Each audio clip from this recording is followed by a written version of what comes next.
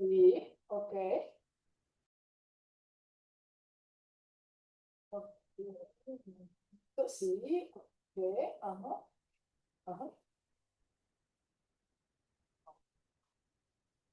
Default, ok. Um,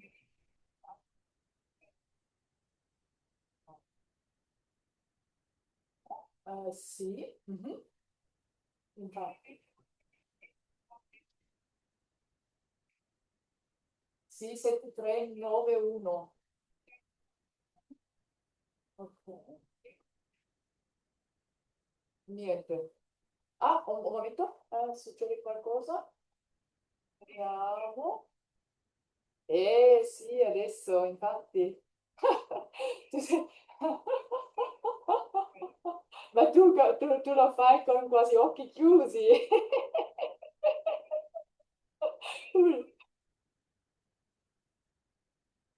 Ok, sì, benissimo. Sì, sì, l'ho fatto, l'ho fatto. Mhm.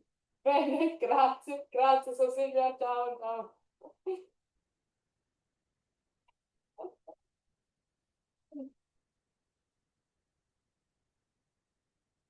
Ok.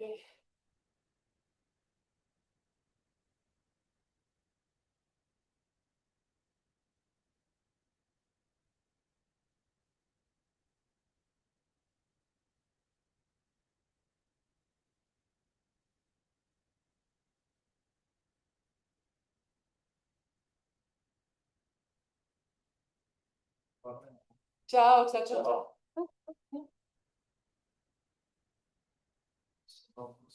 Questo non funziona? Mhm. Ok.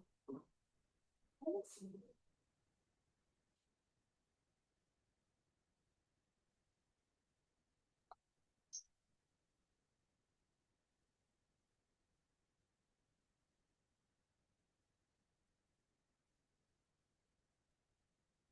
Non si riuscito, no? E devo ancora chiarire qualcosa con l'alloggio che conosco. Che conosco. Ah,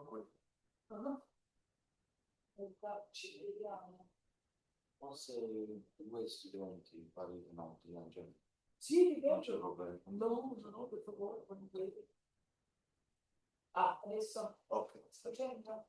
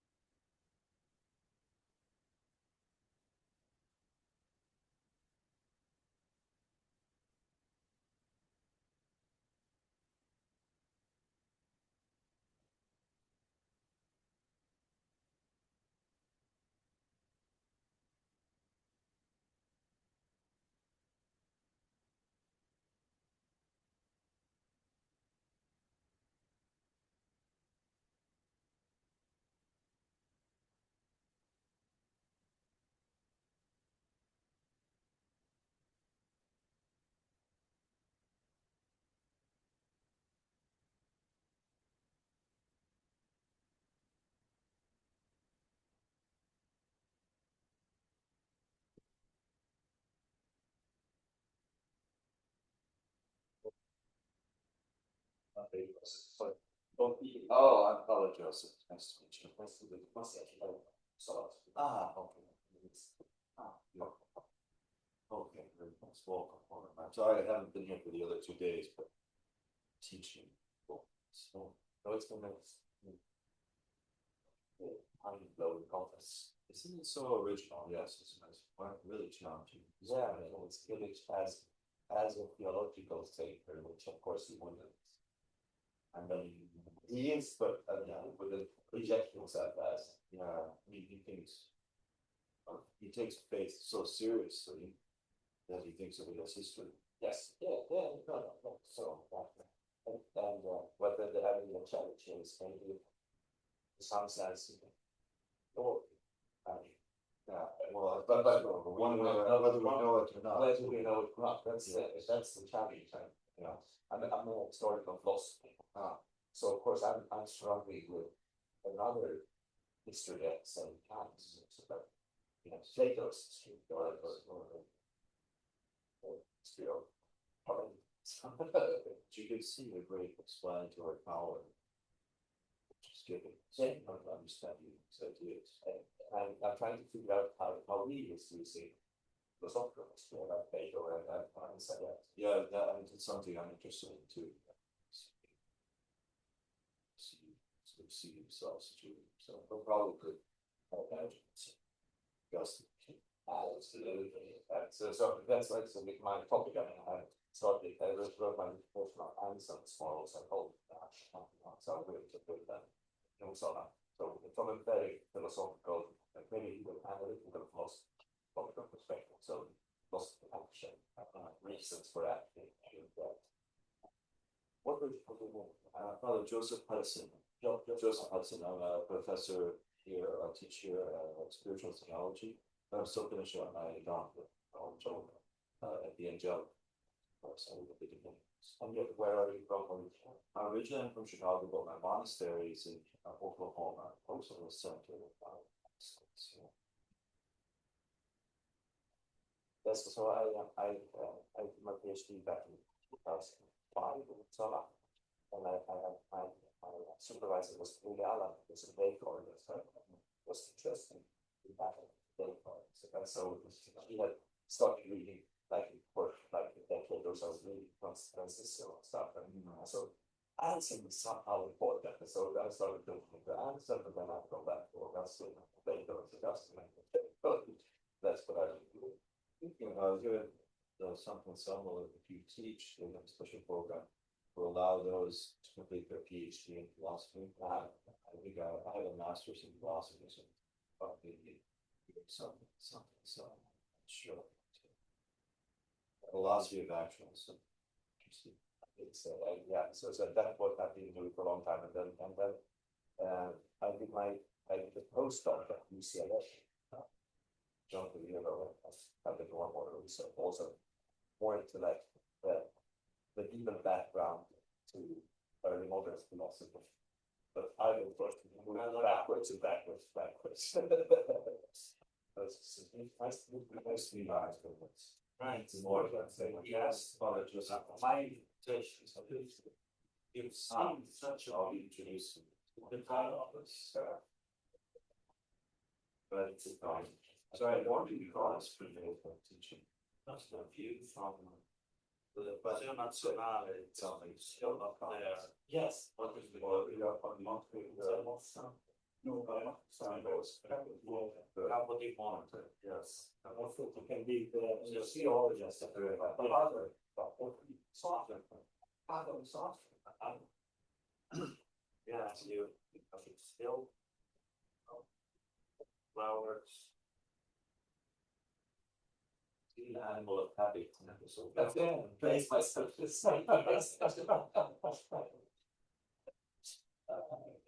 I'm ridiculous. On my safe days. I feel comfortable here.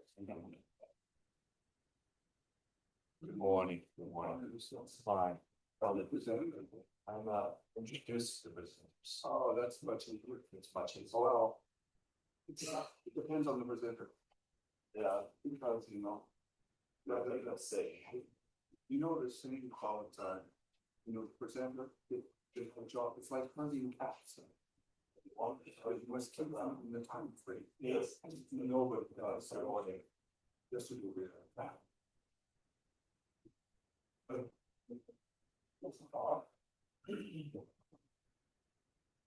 Well, so I'm always fasted on looking at I think it takes 1 minute to present you. Let me see what I've heard. I must put the arch. So it's a beautiful talk. It's on my kind of history of this application. I'm dating it depends on historical. Would you Father Joseph Hudson as a teacher, but I'm also finishing out after the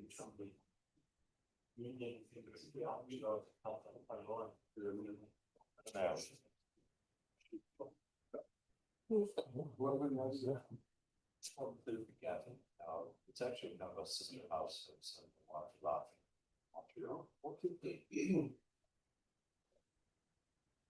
Part of the French constitutions. Yeah, but the ones they're so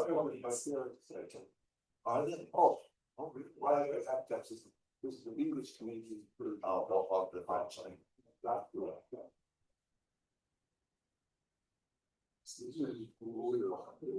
Here's one. I was getting a little bit last time. French. I was both up with the people that all about the last time. Okay. I know that it's a French very well. Well, we still get a lot of before right. Thomas, what's the notice? Joseph Quickness, always the patch. Now, I want to, because I'm not that there, but it has lots of you. Brother Mark, I was told. He got in his house from the section. Yes. I want to read from Receive a month. Yes, I did. I didn't. Because I studied with Straight Horn. So I want to get my notes at 4th grade. Very point the surprise notice. Sometimes it's a serious math world. Oh, yeah. I'll follow different paths. But he was, yeah, it's fine. I would have thought you more conversations. Wonderful. We had.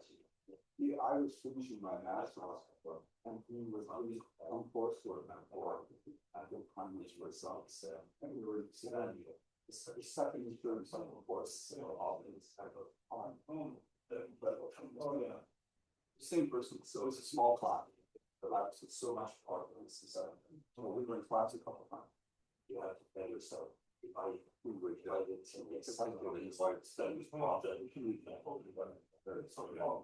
Yes, for whole board and but he was infinitely patient with them, and I was infinitely impatient with both. So much keeping it on without it. You can see Drake's. That's exactly what he did off his last job. Yeah, it's been his job for the last 3 years, I'm sure. Nice one. Thank you. Yes. That's modest.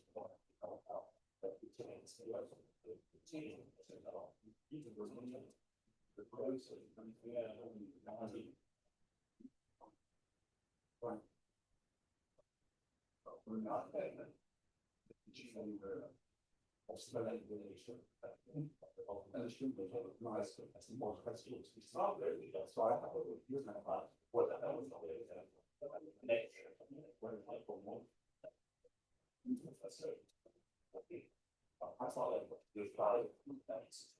that's how it's supposed to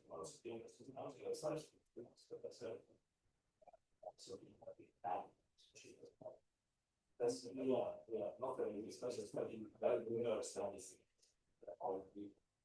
So this person makes it shots.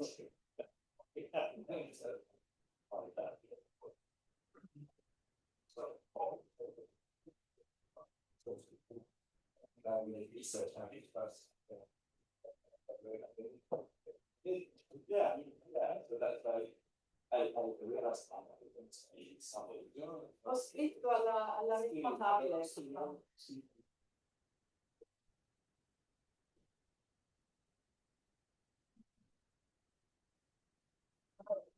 Because I asked also again for so can I have the room or okay.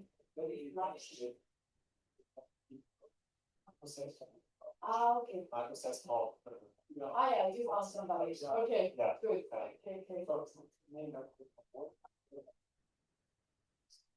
Okay. Okay. And so you now know how to get out? Yes. Okay, no, that's I good. talked to the partner. Good. If I can sneak out in the morning. Okay, good, perfect. Good. They were nesting. Fantastic. Oh, yes. Really good. Nice, yeah. Also, around. Yeah. Well, very convenient.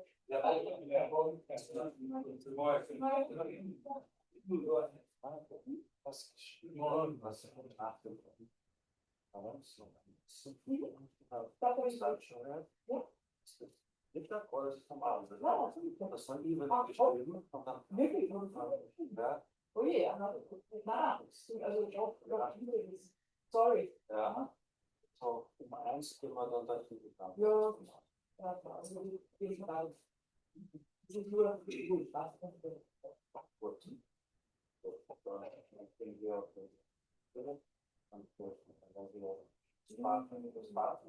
Na, am viel ist Ja. Okay, so. Also eigentlich wisst ihr alle, just you, it's you tell us, we do not yet completely sure how to do. Okay. That's your work is okay, that can be fine. Okay.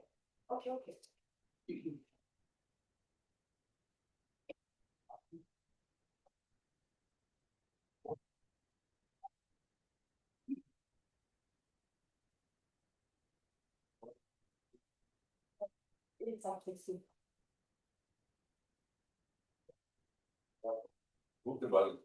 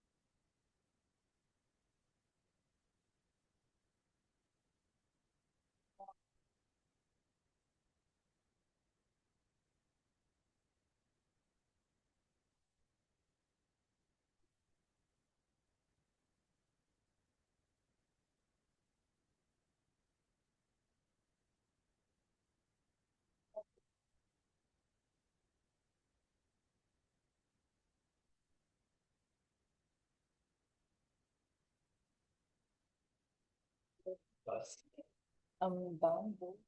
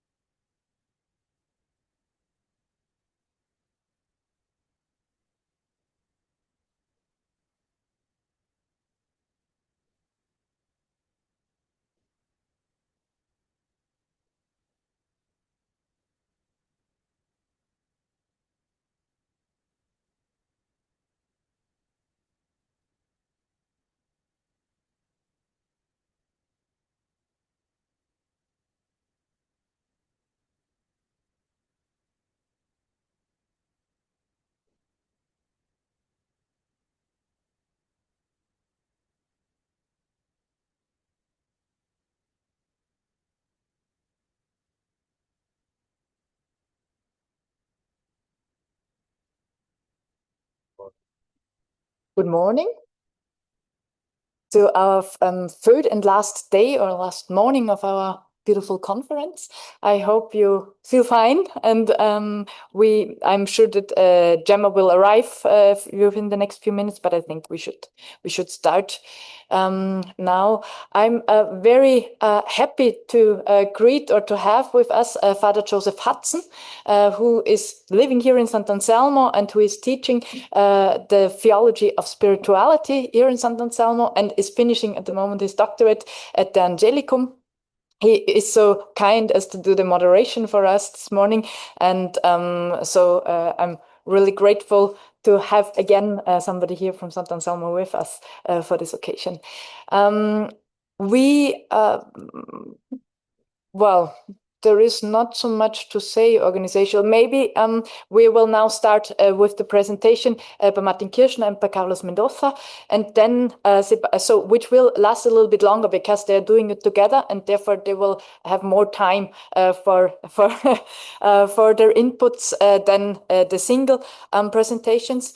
Then we will have the coffee again in the cloister, and then Sebastian Pittel will speak to us from Germany or Austria, I'm not sure, but online at least. And well, did we hear something? Oh, so maybe he will still arrive like the Messiah, but I don't think that George Campen will come. Therefore, we can make the discussion. So we will have the book presentation by Sergio Mascheroni and Roberto Maia. Sergio Mascheroni will be here in presence. You got to know him already yesterday evening. Roberto Maia will talk to us online. They will do it together, and then we'll have a short discussion afterwards. We will have time for that, and then we will end together this conference with a lunch in the Distaccio. So we'll leave from here together. That's it. Thank you very much for your presence and for coming also the third day. We have with us again Don Stefano Chiarolla, who helps us with the microphone. And if you also have questions, please, he's also there for you. Yeah, here they are. Perfect. And so we can start indeed. There is a question. Could you please turn on the camera? Okay. I hope you are very good at this stuff. I think it is this one. Is this the camera? Oh, I hope it is. Did you?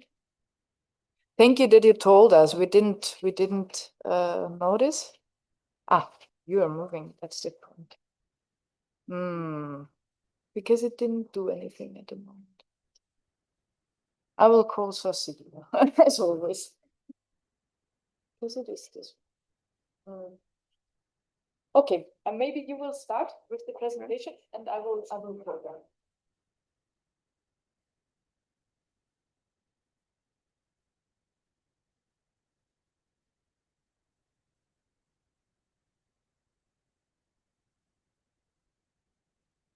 Well, yes, thank you very much, Isabella, for inviting me. I'm sorry I wasn't able to be present for the last 2 days of the conference. I was teaching Thursday and Friday, but I'm very happy to be here today.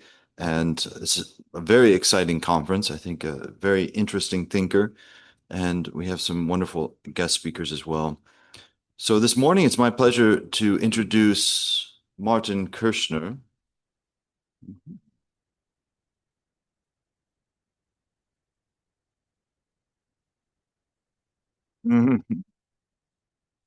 Born in 1974, Martin is a permanent deacon, a father of 4, and one of the most distinctive voices in contemporary Catholic theology. He studied Catholic theology and political science in Trier and Tübingen, received his doctorate in 2005 with a study on the Church as witness of God in late modern society. He then spent 15 years at the University of Tübingen, first as a research assistant to Peter Hunnermann, then as assistant, and finally as private lecturer in dogmatics, before receiving his habilitation in 2011 on theological rationality at Anselm of Canterbury. In 2015, he was admitted to the prestigious Heisenberg program of the German Research Foundation, And since 2016, he has held the chair for theology in transformational processes at the Catholic University of Eichstätt, Ingolstadt. He is also the founding director of the KU Center for Religion, Church, and Society in Transformation. We're delighted to welcome here today.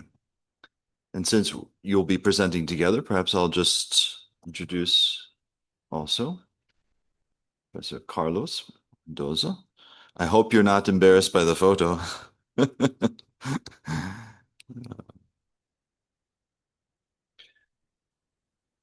Carlos Mendoza is a Dominican friar, born in Puebla de Los Angeles, Mexico, 1961. He earned a PhD in theology in 1996 and a habilitation in fundamental theology in 2009, both from Freiburg University in Switzerland. Dedicated 30 years to academic life as a professor and researcher at the Pontifical University of Mexico, Universidad Iberoamericana in Mexico City, and Boston College.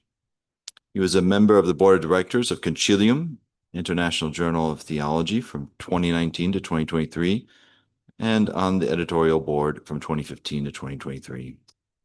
His work proposes a philosophical theology in which the phenomenology of subjectivity, mimetic theory, and decolonial thought converge in dialogue with social movements in the epistemic South. He is currently carrying out his pastoral and theological ministry in the Dominican community of San Cristobal de las Casas, Mexico, serving the Tzotzil and Mestizo people in Chiapas Highlands. We welcome also Carlos Mendoza Alvarez. Please help me if you want to come up and present, and okay, please help me in welcoming Carlos and Mr. Kush.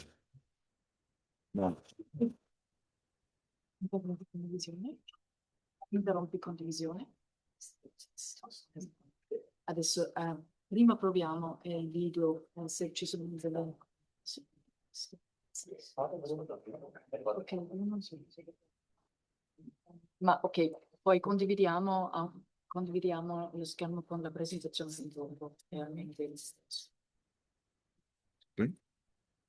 Sì, ma tu devi zoom e poi condividi.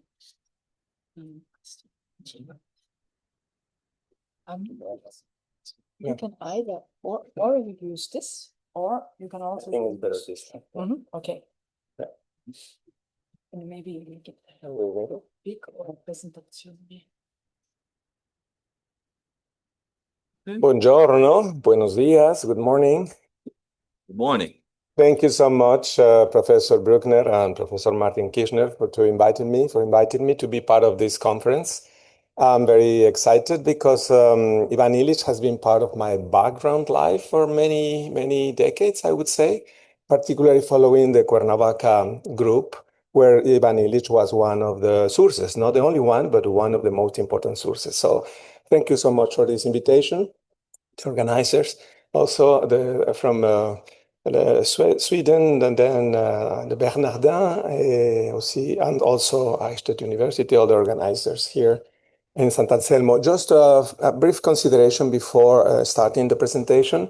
We have been working together about political theology for like 5 or 6 years, or even more, with Professor Kirchner. And we have been discussing about performativity and how political theology needs to address new questions in a new context we are facing today, the civilizational crisis we are facing. So that's why we choose to present together something. It's a communal presentation in some way, following Ivan Illich insights too. And I'm not anymore a professor, so I'm like a guest in academia. I'm following Illich and Gustavo Esteva. I would say I'm a deprofessionalized theologian, working with the people in Chiapas. So I'm very happy to be here. Thank you. And me too. From my side also, thank you very much for the invitation and for this opportunity also to do this presentation together, which was an idea, like an experimental one. Yeah, as Carlos is as a guest 3 weeks now in Eichstätt, we were conversing, and I think yeah, it's also the attempt of an dialogical presentation in a situation where we are confronted with a collapse of the word system we are experiencing. And in this breakdown of a hegemonical Western world order, the escalating violence can be interpreted maybe as a kind of interregnum. That would be a first idea also of this presentation. And it takes on the discussions we had yesterday, the day before, and also in the breaks. So it's so difficult to analyze, discern the times we're living in. It's such a strong dynamic, even. It's like a cry for analysis, but at the same time, this analysis is extremely difficult and controversial. And so it will be, again, in this presentation, more some indications, some attempts, also in searching a way out in some form. We will try to start with a small, in the second step, with a small analysis of the situation of uncertainty. And in a third step, following Illich, we turn from ideas of institutionalization, social engineering, and revolution towards an experience of transformation rooted in conviviality and proximity experiences, so that we look for a kind of political theology from below, following the traces of Ivan Illich and the Cuernavaca School. The background is also that I had last year the opportunity to visit Latin America for the first time in this intense form for me personally, and I had also met with Carlos and an experience in Oaxaca. I will also come to that, because in the fourth point we will introduce some examples, try to look on practices and communities, so to say, and where maybe we can find forms of a surely vulnerable and risky, but maybe also resilient hospitality, and what Carlos and his group always names in a very nice term with re-existence. So resistance, re-existence, going on, living, how to get hope. And for that, we are looking for those traces. In the background is the idea that maybe in this apparatical situation we are in, there is the need of a kind of spirituality, which maybe is expressed in this letter of Rainer Maria Rilke to a young poet, that we have to live the questions now.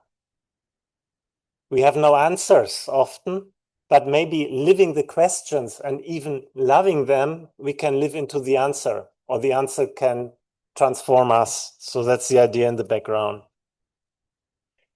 And we have, in this collaboration, the slides were composed also, especially by Carlos on last Monday, with some images and artworks, the colonial artworks.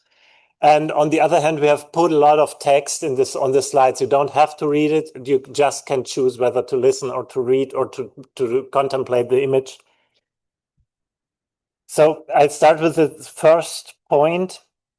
In an essay of 2012, sociologist Zygmunt Bauman writes, quoting Antonio Gramsci, sometime in the late 1920s or 1930s of the last century, Antonio Gramsci recorded in one of the many notebooks he filled during his long incarceration in the Turi prison, the crisis consists precisely in the fact that the old is dying and the new cannot be born. In this interregnum, a great variety of morbid symptoms appear.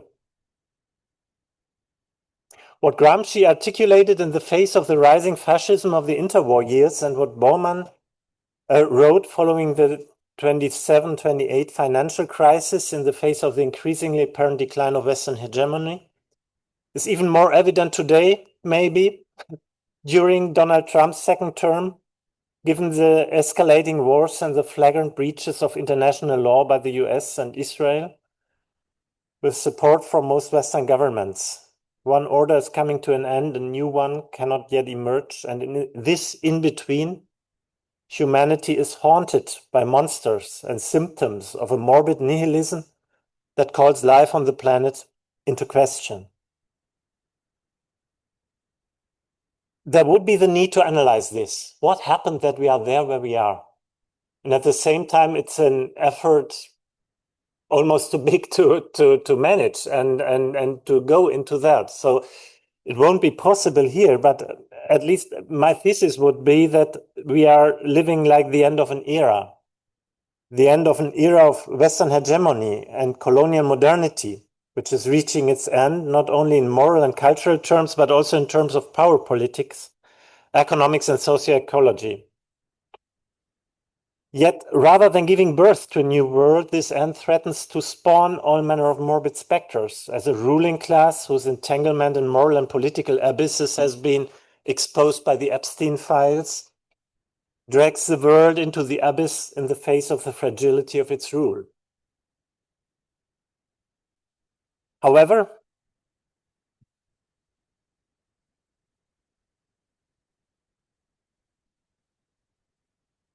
this crisis affects not only the existing order, but also the imagination of different worlds. The radical change that is needed cannot, after all, be conceived as an extension of the status quo, in the sense of social engineering or a reform of existing orders. Yet, on the other hand, revolutionary hopes have also failed. Just as the great social utopias of the 20th century turned into totalitarianism, so revolutions reproduce the violence they combat, albeit in reverse. Modernity's belief in progress lives on, if at all, in scientism and in the transhumanist utopias of technology-savvy oligarchs, which, however, hold in store nothing but totalitarian dystopias for the rest of humanity and the planet.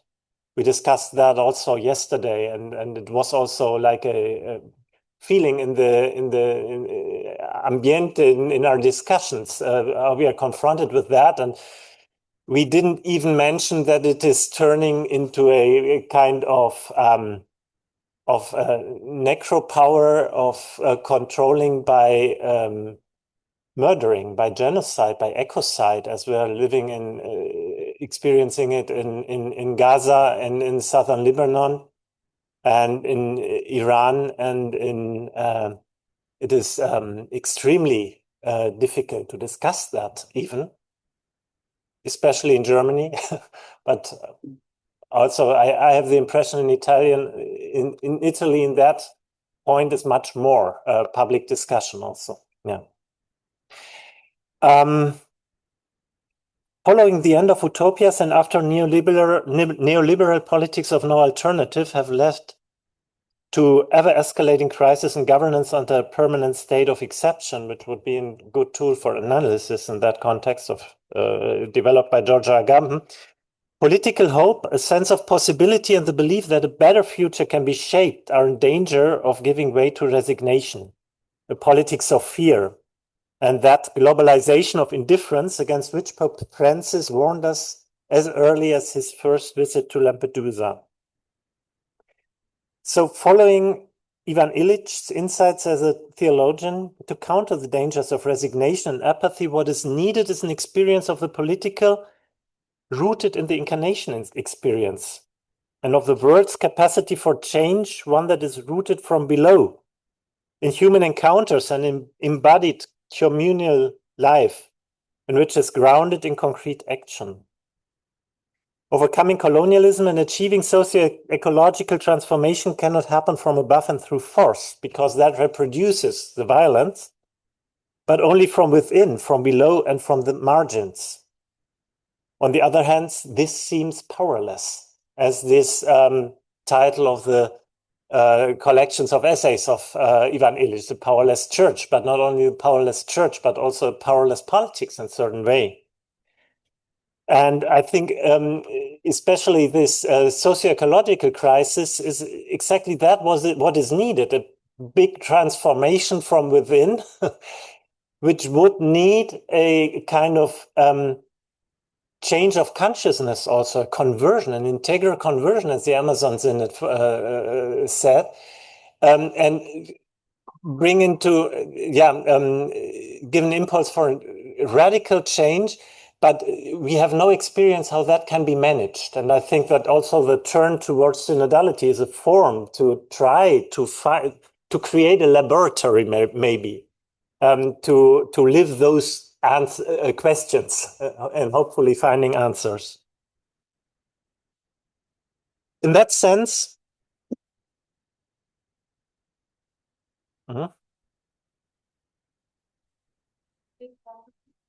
ja, die Tastatur macht gerade nicht. Ah, okay. Georgia Gampen, in the Italian edition of the Opere Complete, Ivan Illich, articulated that he was convinced that it is now that Illich's work has reached what Walter Benjamin called the now of readability. So maybe it's exactly this situation. Franz Tutzer quoted that in a colloquium in Eichstätt also, that we can turn again to Ivan Illich and his ideas and towards the mystery of incarnation and the parable of the Good Samaritan in the background. Illich identifies the essence of Christianity in the incarnation, which opens up a completely new relation to God. Ah, no, that's too fast. And establishes a new ethics of the other, which challenges the traditional limitation of ethical obligations to one's own group. Illich sees both of these themes distilled in the parable of the Good Samaritan. However, this gospel, which makes possible a new form of humanity and of contact with the divine, paradoxically gives rise to a new form of evil. Illich expresses this by stating that the worst lies in the perversion of the best and links it to the church's attempts to institutionalize the gospel, to translate the ethos of human encounter into a set of rules and to criminalize sin and frame it in legal terms rather than as a failure of relationship. It's all that we discussed. It's like a short recapitulation of our discussions, and also reminding this main problem, I would say, in political practices as in religious practices, of this tipping point.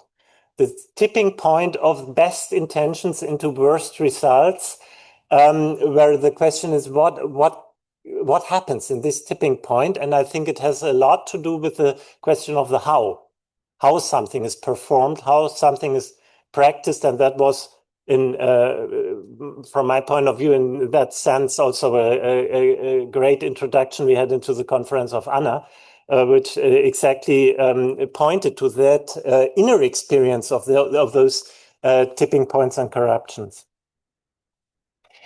But in all that, I skip a bit of the text because we already discussed it. But I think it's important to mention one other point, that Illich is not concerned with abstract criticism or predictions of a dire future, but with the habitability of the present and the lost sense of proportion in the world.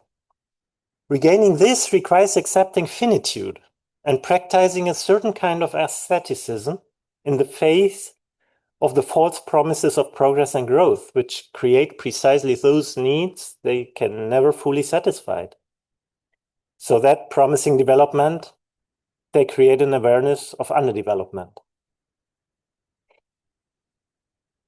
The demand for professionalization results in the loss of subsistence.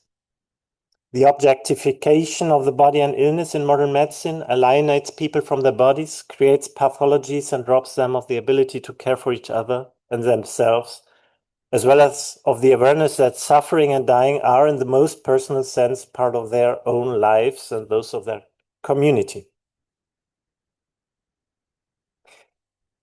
The supposed inevitability of boundless growth and acceleration undermines and destroys the ecological and social foundation of the life on the planet.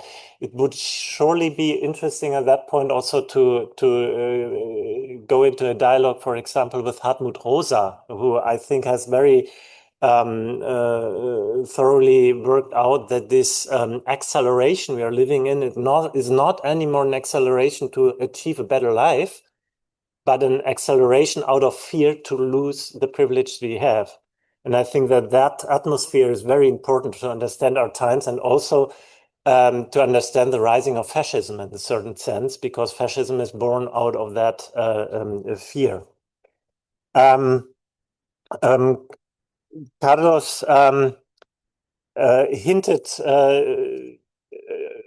told me of the importance of the Mexican decolonial thinker of Silvana Rabinovich, and I read a bit of her and found her reception of Ivan Illich, and she quotes him. Quotes Illich's warning against an idolatrous orientation towards the future, which all too often sacrifices the present and instead points to the dialectical hope for the coming. Quote, I will take the liberty to suggest that we might perhaps spot in the corruption of the worst the advent of the best, and hopes lie precisely in the antipodes of the future. I didn't introduce this quotation because I find it very interesting, because she turns around this perversion of the best into the worst and asks whether that is also the other way around.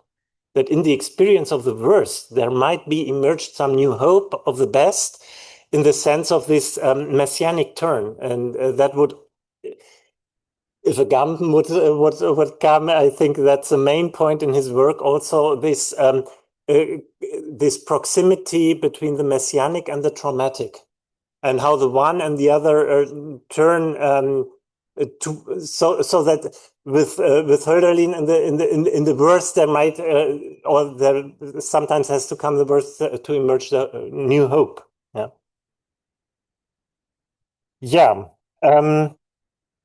In that sense, this importance of the present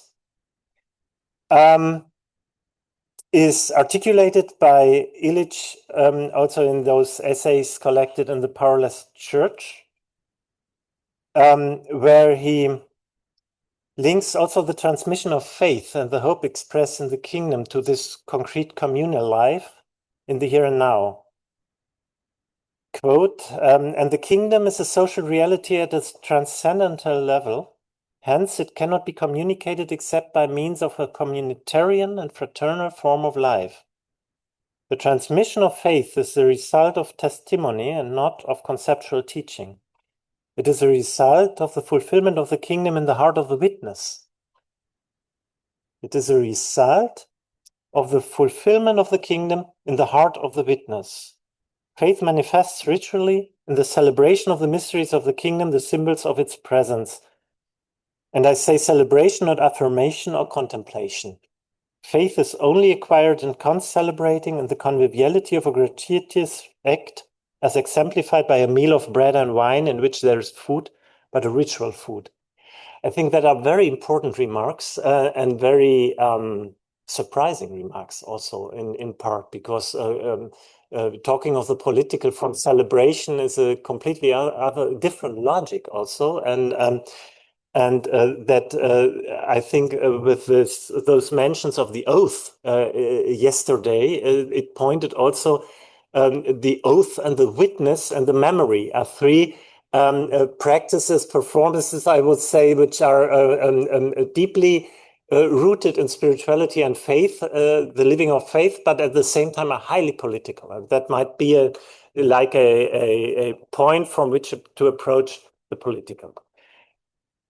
I would give the table to you, Carlos, and so we continue the conversation in this way.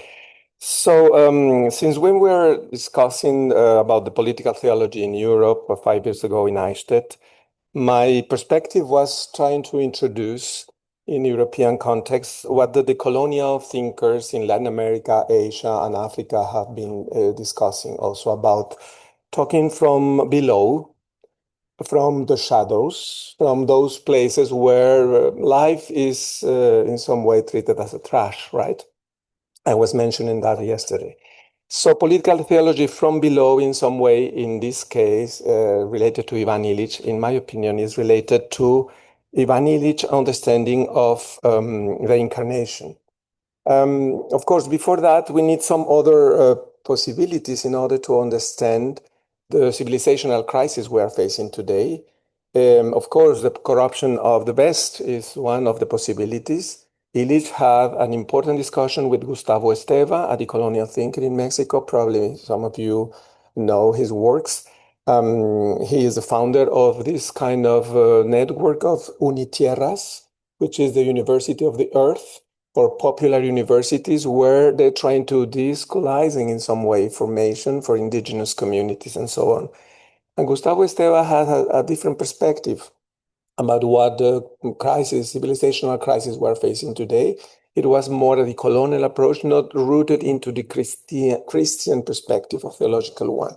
So Esteva was pointing out the possibility of understanding the civilizational crisis as a crisis of necropower, discussing, of course, with Achille Bembe. We have been talking about him with Gemma yesterday. Because all those who are living in the shadows of the shadows of the shadows in some way, of different kinds of privilege, white supremacy, patriarchy, extractivist capitalism, racism, and so on, they have another understanding of life. So that's why, in my opinion, Ivan Illich could be understood in a deeper way if we connect his theological argument to this another one. Which for some, of course, scientists and sociologists and political scientists, the Anthropocene Capitalocene framework is another possibility to understand the crisis we are facing today. It's mostly related to the scientific community alarm, the destructive impact of a civilizational crisis. But I choose this painting, it's a graffiti in the Zapatista community, because, well, it's not clear enough, the graffiti. 500 years we have been resisting. 500 años en resistencia, basta. That's enough. So this is why, in my opinion, we could engage a conversation with Ivan Illich in this sense, trying to oppose different perspectives who are rooted in a different paradigm. This, in the case of the Anthropocene Capitalocene era, is a more scientific understanding of the crisis produced not only by the human species, approaching the sixth extinction, massive extinction, but also a particular industrial system produced by instrumental reason, particularly since the industrial revolution. So this is a possibility. But what the Zapatistas used to say, we are facing the fourth world war, not the third. The third was the Cold War in some way for many countries outside this hegemonic polarization. But now they say that we are facing the fourth World War because we are in some way engaging a destructive power of death, expanding his power through plundering this is a new economy. The capitalist extractivism is enrichment by plundering.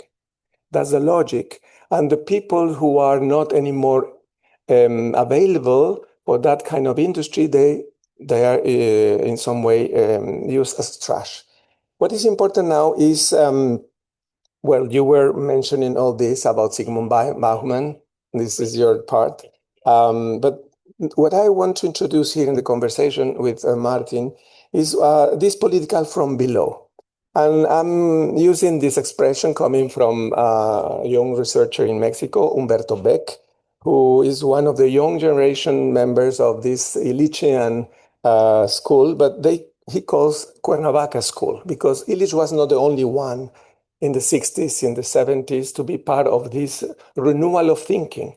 There was a bishop, Méndez Arceo, there was a Benedictine monk, Le Mercier, who introduced him psychoanalysis in the monastery, but also a liturgical reform, going back to the vernacular in the liturgy, using, for instance, mariachi music for Mass, but also a liturgical renovation where the Eucharistic ritual was rooted into conviviality. And Manducatio, Conspiratio were part of this process. So the Cuernavaca school is about that.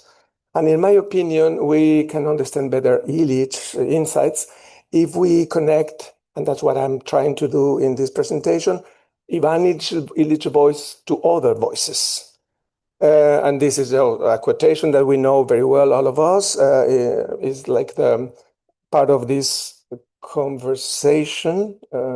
In my view, Christ opened our eyes in a unique and definitive way to the relationship between David and Ivan, here and now, or if you prefer to put it that way, between I and you. Before Christ revealed it, the possibility of that kind of relationship did not exist, even if there may be been things that were something similar. I'm increasingly convinced that I can defend this argument against anyone who wishes to challenge me. During one of our Syrian conversations, we recalled the Samaritan, a Palestinian who did not worship God in the Temple of Jerusalem. It's interesting how it's phrasing. A Palestinian, the Good Samaritan, who sees a Jew lying wounded by the roadside and turns toward him. Like the Samaritan, we are creatures who cannot only find our perfection by establishing our relationship. This relationship seems arbitrary in the eyes of everyone except the Samaritan himself, because he responds to the call of the beaten Jew. This kind of understanding in some way is related to the great category of proximity. Of course, that's all we know. And the conviviality is raising for this no relationship to the other, where the other is like the priority. It's a call coming from a kind of messianic temporality. Illich doesn't use this kind of vocabulary, but in the colonial theology, we're exploring the connections between conviviality, proximity, and messianic temporality. I think this is an important element to continue discussing with Illich. Of course, one of the main interlocutors in Cuernavaca was Jean Robert. Many of you know his works. And together with Silvia Marcos, they're very close friends to Ivan Illich in Cuernavaca. And this book, Los Cronógrafos, the era of transports, how they were like devouring time. Even Jean Robert was quoting all the time and discussing with Ivan Illich about the importance to transform the idea of a space, which is a very technical, scientific and technical idea about territory, going back to the lugar, the place, where the community is at work, where the people who are facing struggles controlling land and farming and taking control on their own land, they are the main interlocutors of God's redemption. In that way, there is a different approach, close to Ivan Illich, but inspired by this idea of the vernacular. The vernacular is not only about language, it's not only about land. The vernacular is also about social relationships, communal governance. It's about Nu's idea of gender, as Silvia Marcos, one Jean Robert's wife, she used also to discuss. So, for instance, Jean Robert was not only a thinker, but also an activist. He was very close to the Zapatistas in Chiapas, but at the same time, together with Silvia Marcos, Ivan Illich, as a source of inspiration, they were also protecting some land in Cuernavaca, the city itself. So I think we can also understand the importance of this place of the vernacular regarded to gender. In particular, Silvia Marcos, she developed this idea of the fluid gender, looking back to the Mesoamerican understanding of gender before modernity and before Christianity. Sexuality is an invention of Christianity in some way, and particularly of Christian modernity, as Jean Robert also used to say. But the question is how the local communities of indigenous peoples in the Americas, particularly in Mesoamerica, they had a different approach to gender. In a more fluid way, gender fluidity leading to a more complex understanding of what local, the vernacular, the place is about. So it's not only about like a particular territory, it's about bodies, it's about minds, it's about culture, it's about language, it's about gender too. So in my perspective, we can understand better the impact of Ivan Illich's ideas if we enter into in conversation with those who were following his own insights. So binary thinking is a modern pattern in order to understand and to impose a particular understanding of what gender fluidity is about. And that's why Silvia Marcos, you can see her in the bottom, together with the Zapatistas women, they were promoting in 94, for instance, a revolutionary law, according to the Zapatista vocabulary, where this fluidity of gender is absolutely important. But there is an Illichian background in this perspective. So I think it's important to, I don't know, okay. Another aspect of this Illich theological critique, the importance of the incarnation, is how is rooted into this proximity as a new dimension of love, opened by the Good Samaritan. And because of his own experience, not as a Good Samaritan, but as somebody who received the Good Samaritan's action. One of the stories that Jean Robert used to talk a lot about that, and Gustavo Esteva, how when he was traveling, Ivan Illich, in South America, in somewhere in the Andes, he got sick and he was very ill. And there were some elders who were supporting him, anonymous people who were in some way saving him from death. So for him, it's not only about agency of the poor, it's also about some experience of welcoming the other, which is in some way representing this experience of love, right? So if we consider all these expressions of friends of Ivan Illich, of not disciples, because they were not just following his ideas, I think we can understand better what's going on. Another aspect, and I'm just turning around these three different voices, Silvia Marcos, Jean Robert, and then Javier Sicilia, I think is a very important partner in the conversation with Ivan Illich. He's younger, but he was suffering the assassination of his son by the criminal mafias in 2011. And he became the leader of a very important movement, social movement of the families of disappeared people. In Mexico, 150,000 missing persons exist since 18 years ago. So it's a war. And all the victims and survivors, and particularly families, they were led by Javier Sicilia, inspired by Illich and the category of proximity and conviviality. He was a very important poet. He founded a journal called Conspiratio. You can feel the Illichian background there. And during this leadership, he was all the time talking about, this is the body of Christ. And the wounded body of Christ are the disappeared people. They are the open wounds of this body. And we need to encounter, to rediscover where they are. Mass graves, prostitution houses, farms run by the criminal mafias, and many other, jail and many other places. So he was leading, inspired by Ivan Illich, this kind of activism, gathering, for instance, during 3, 4, 5 years, more than 50,000 people in the streets asking for justice for those missing persons. But the source was conviviality. And this kind of proximity, we need to take care of those who are in the shadows of a mass grave, for instance.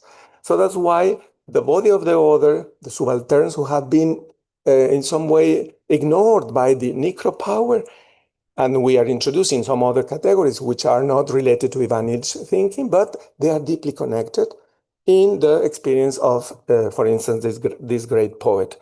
By the way, he published a novel, it's a biographical novel. It's about his experience as a father losing his kid, his son, El Deshabitado. It's a very powerful insight about what kind of spiritual experience can have somebody who has lost his children, his child. So we are passing now to another moment, which is the Torotopias, living labs and movements in re-existence.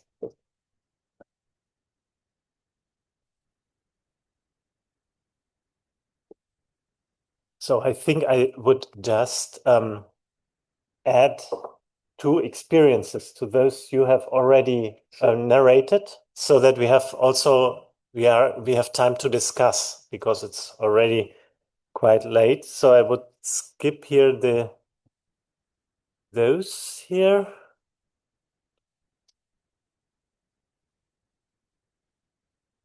That's so much.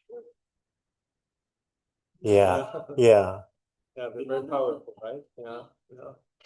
I would just like to mention two experiences in addition to those you mentioned. The one, I think it is the main question also, if the decolonial thinking hints very strongly towards the problem of epistemic violence and hegemonical thought. Then a main field also of the question how to transform the world is our university itself, and how to organize university life and academia, and how to bring together academia and everyday practices, forms of life, embodied experience, indigenous knowledge, epistemologies of the South, to use this term of Boaventura de Sousa Santos, and also in this interrelation between the so-called global North and the global South. And in that sense, for me, it was a very interesting experience to be able to participate in an international seminar of the UACO, of the Universidad Autónoma Comunal de Oaxaca, which is also like a laboratory in the traces of Ivan Illich, so to say, but in difference to the project of Unitierra, they try to achieve a certain recognition by the university system, and so they are like at the boundary of those, or the threshold, maybe better, between those systems. And I think, and we try to connect a bit, at least from Eichstätt, also to them. And there are, I would say, in reform pedagogy, in the reform ideas of university, as Ivan Illich was connected to the University of Bremen, and in service learning, for example, and such things, there are bridges, and how to build on them, because I see a tension that cannot be solved easily between those different forms of knowledges. And so that's just one impulse also for further reflection in our discussion, maybe, because it's very close to our own living world. This would be here the concept of this seminar I took part, where it was the reflection of their practice as a university was combined with a decolonial thinking and critical thinking with academics from different areas, and with this question of engrandecer la vida con los antepasados, also this relationship to the death, to the ancestors, exactly, because it was close to the Dia de los Muertos in Mexico, and so it was an interesting concept. Yeah?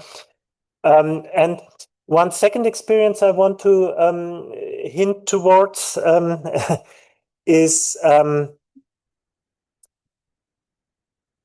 pandemic again, which I think was also so this question of building conviviality in post-COVID Germany or Europe or Italy, which in my experience was that there it was not only a global experience of crisis, but also in part of a produced crisis, of a very controversial one, of the difficulty to discuss that, and where a lot of colonial techniques, maybe of power techniques, were for the first time experienced in the global north immediately in your own corporality. And in the forehand of this seminar here, of this colloquium, I made an interview with some friends in Hessen, which want to stay anonymous. I found it also interesting that they said that which tried to construct a form of conviviality, which is organized very much by emailing also. So the digital has an important role because they want as less of hierarchy as possible, but it aims on conviviality. So maybe it's also an attempt to use the digital as a tool for conviviality, so to say, to enable that, as a discussion with yesterday, as problematic as it is. And they combined forms of coming together, bringing with you your charisms, your abilities, but without usually taking money, but an economy of the gift, establishing a small economy of the gift, so to say. And I just go there. And combining that with talking circles, where they said that many of the people they're gathering, it was the first time to freely speak about what they experienced, and they were in complete isolation. And so that I had the impression that are maybe communities which stay under the radar, so to say, and want to do that also. But where another form of the political is created. And maybe we do not see that. Marcus yesterday mentioned that there are around 30% also of the population who is critical in that point and tries, where there are attempts also to reorganize and something like that. But at the same time, it's not represented in the public and there is no open discussion. So it stays a problem, I would say, in our societies. So I just wanted to hint on that experience because I thought it's also important to make that visible and to bring that into a dialogue with those experiences you mentioned so forcefully. And that in that sense, I think I would close at that point. That might be a form to loving and living these questions in a political way, not just in an individual way.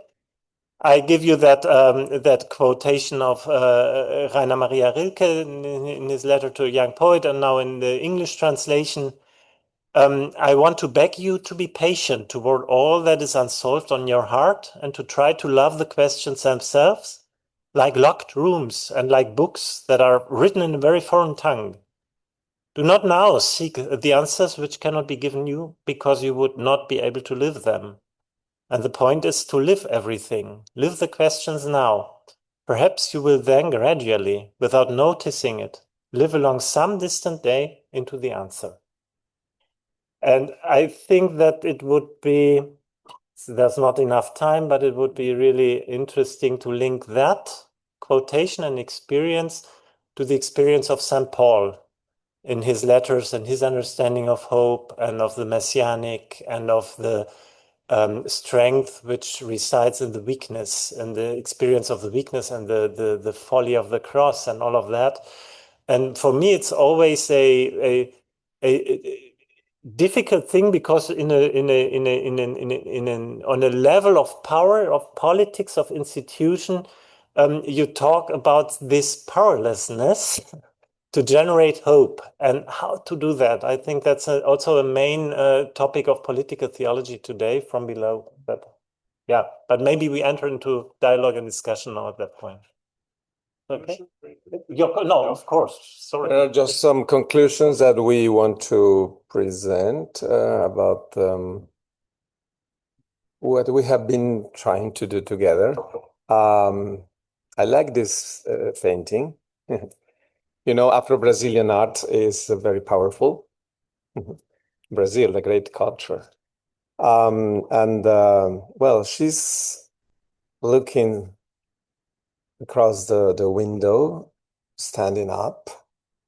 She's beautiful. She's a descendant of Afro-Brazilian slaves, but at the same time, plenty of dignity, right? And of hope and like looking for something new. So what we've tried to do together, Martin, Professor Kirchner and myself, we have been exploring Illich's theological legacy through his categories of proximity, conviviality, and place, drawing on the theological, not theological, but the theological source of the incarnation of the Word of God, which definitely marks history as a place of redemption. This is the universal claim of Christianity, that there is an original grace in some way.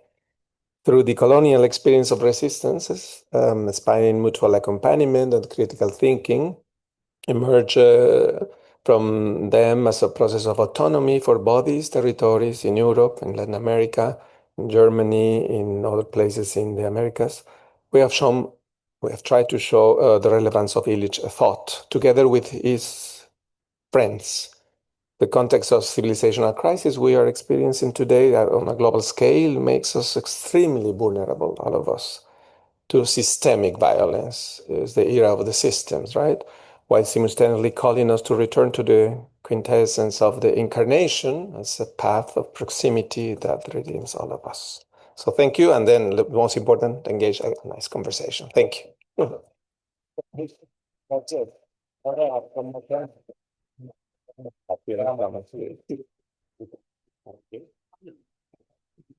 So now, Isabella, yes. Since the video camera is not working, and I don't know, and we're not able to turn it on, I would suggest, maybe if you are fine with that we use my laptop with the video camera, that at least the people online see you. Yeah. Okay. We can stop sharing. No? Yeah. Maybe it's even possible to put it up there. Okay. So if it's still okay for you, yeah. Okay. Great. Das ist sehr realistisch.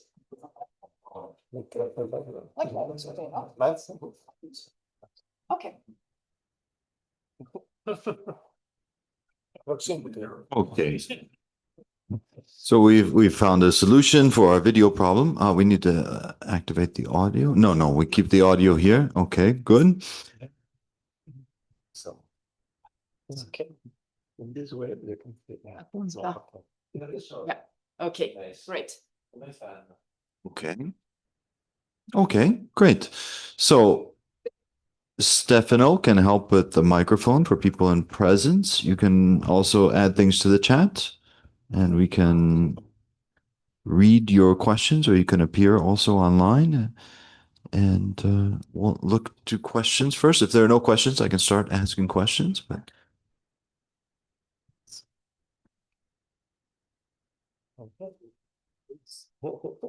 okay, so maybe we'll just start from Sebastian is on the screen here. Sebastian, please. Yes, okay. Okay. Do you hear me? Yes, we hear you. Great.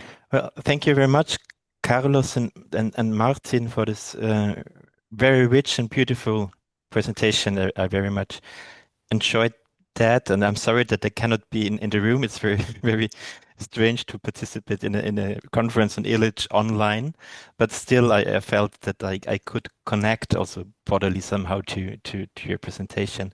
That was very rich and inspiring. I would like to pose a question that's maybe not a surprising one, but a permanent question if we deal with Ivan Illich, and it's about institutions.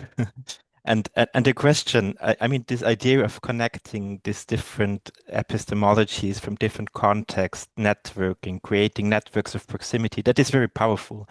And my question would be how you would see, are there any weak kind of institutions, not as a counterpart or the machines that discipline and destruct these kind of proximity networks, but also maybe can they also serve, are there certain types of institutions that might serve maybe also as something that protect and enable these, that can be used as tools in the Illich sense to also enable and protect this kind of global networks of proximity. So that might be my a question I always struggle with when I read Illich. Yeah. Yes, that's for me also a main question, because also in with the formation in Germany, you have a very, very strong focus on institutions and the necessity also of law as a form of bringing freedom into structures, and so to say. And I don't have an answer, and I think this quotation of Rilke is the most extreme counter quotation, maybe, because it's very much on this spontaneously. But I have maybe some ideas in that sense. I think that I said that the best turns into the worst because of a how. And maybe this how is also a point about institutions. So that I think that institutions and law are always linked to a culture which supports them, and that we have a very strong culture, especially in my perception in Germany, of self-righteousness and of thinking to knowing it better than others, and that might be also typical for modernity. And so that it is needed a form of humility, I think, in the culture to live institutions as a precondition, as a first precondition. That's one idea. It's very small. A second, that I think that this idea of turning towards synodality is, for me, a main idea in that context, because synodality is such an open metaphor, so to say. We are on the way together. What is said by that? It's not much, but it's a lot. And that opens a space, a laboratory, so to say, to try to find ways of participation, of accountability, and so on, but in a form, in a world church, in an intercultural way, and not in a Eurocentric way. And in that sense, I think it's that those impulses of Pope Francis are, from my point of view, crucial not only for the church, but also for the political, because we don't have an idea how to organize democracy beyond the territorial state and the nation state.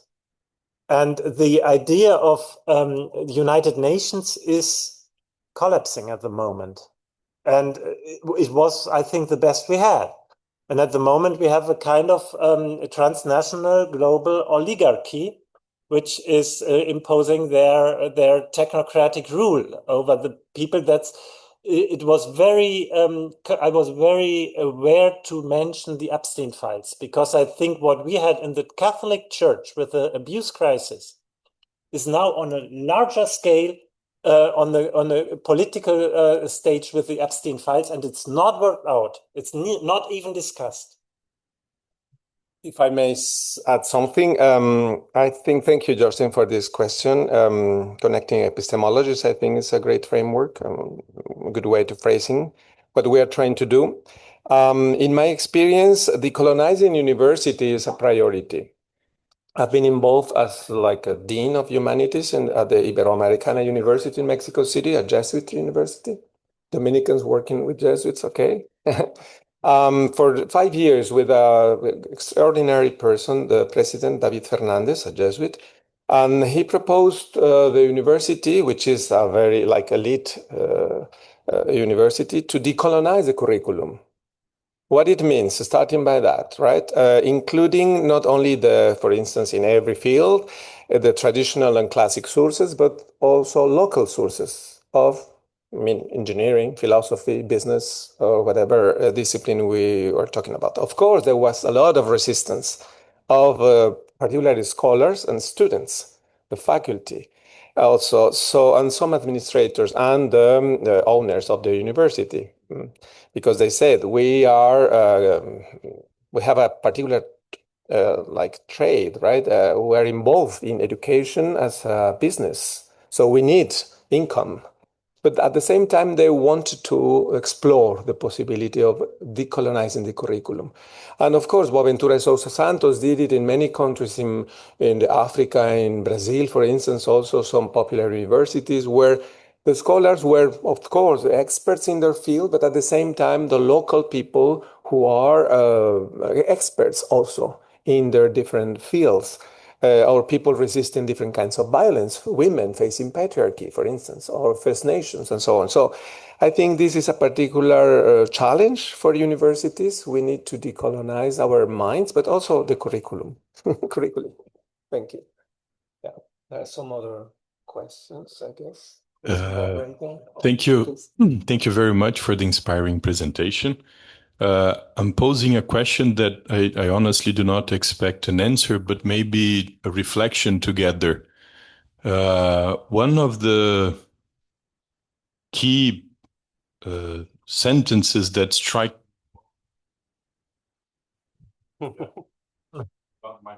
Yeah, for the Zoom, for some Zoom people.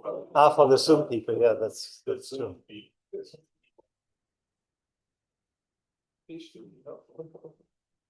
Here, this one. Then they can see you. Also. It's weird to not face you while making a question, but my question to you is the last sentence of the Powerless Church. Illich states, "I want to celebrate my faith for no purpose at all." How to cope with the political question with a man who concludes in the Powerless Church that he wants to celebrate his faith for no purpose at all. It's a question that I ask myself. I'm just extending to you because I'd like to hear your thoughts, because you are engaged with the what you call the theology from below. And it almost makes me resonate or see some kind of correspondence with Kierkegaard's the sacrifice of Abraham, in which he recognizes this purposelessness of the sacrifice. And Illich talking about wanting to celebrate his faith for no purpose at all, and referring to living with the present, makes me always question how the political can actually be in line with that statement as a way of living as a Christian. So that's, again, I don't expect an answer, but a reflection together. Thank you. I remember when I was listening to your comments, what the Gustavo Esteva used to say also, discussing with Illich, was about, he was an activist first, a social activist, but also a professor and also a man in the administration government. So he was saying, I need to deprofessionalize myself. I mean, what it means to go beyond purposes, right? And planning, strategic planning and so on, because this is a very narrow way to understand reality. And he was trying to, together with Illich, to think what it means to live without purpose, right? There is a spiritual dimension of this, of course, but also a very practical one. So how can we understand our different jobs we have, but at the same time not like controlling our lives because of these institutions where we are living, going beyond that. And that's why it's so important to connect with the people from below. This is the experience I remember from Gustavo Esteva. Thank you. I think that with your question, you put your finger exactly in the wound of me personally also, because I have the impression to be trained to think in purposes, and also with the university, and in that sense, it's a corruption, an inner corruption. So thank you very much for the question and posing it. It came in mind to me that I think that the arts are extremely important, and aesthetics and spirituality, and to include them, an artistic approach towards reality into academic life and into political life. Maybe that might be a hint. Yeah. We have one question here, and then we also have one question online. One there too. Okay, who has the microphone? Or did we give up on it? Okay, well, why don't you come up then, and we can, yes.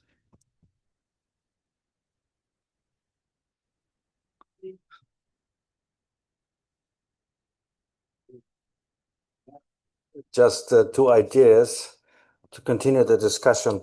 Shouldn't we differentiate purposes, different kinds of purposes, natural purposes of human existence, of conviviality, as opposed to partial instrumental purposes of a much lower degree, right? So live without such purposes, maybe just freeze to live for the natural purposes of living together. And the other idea I had before, following the question posed by Sebastian Pittel and the answer, reminded me of the Sabbath question.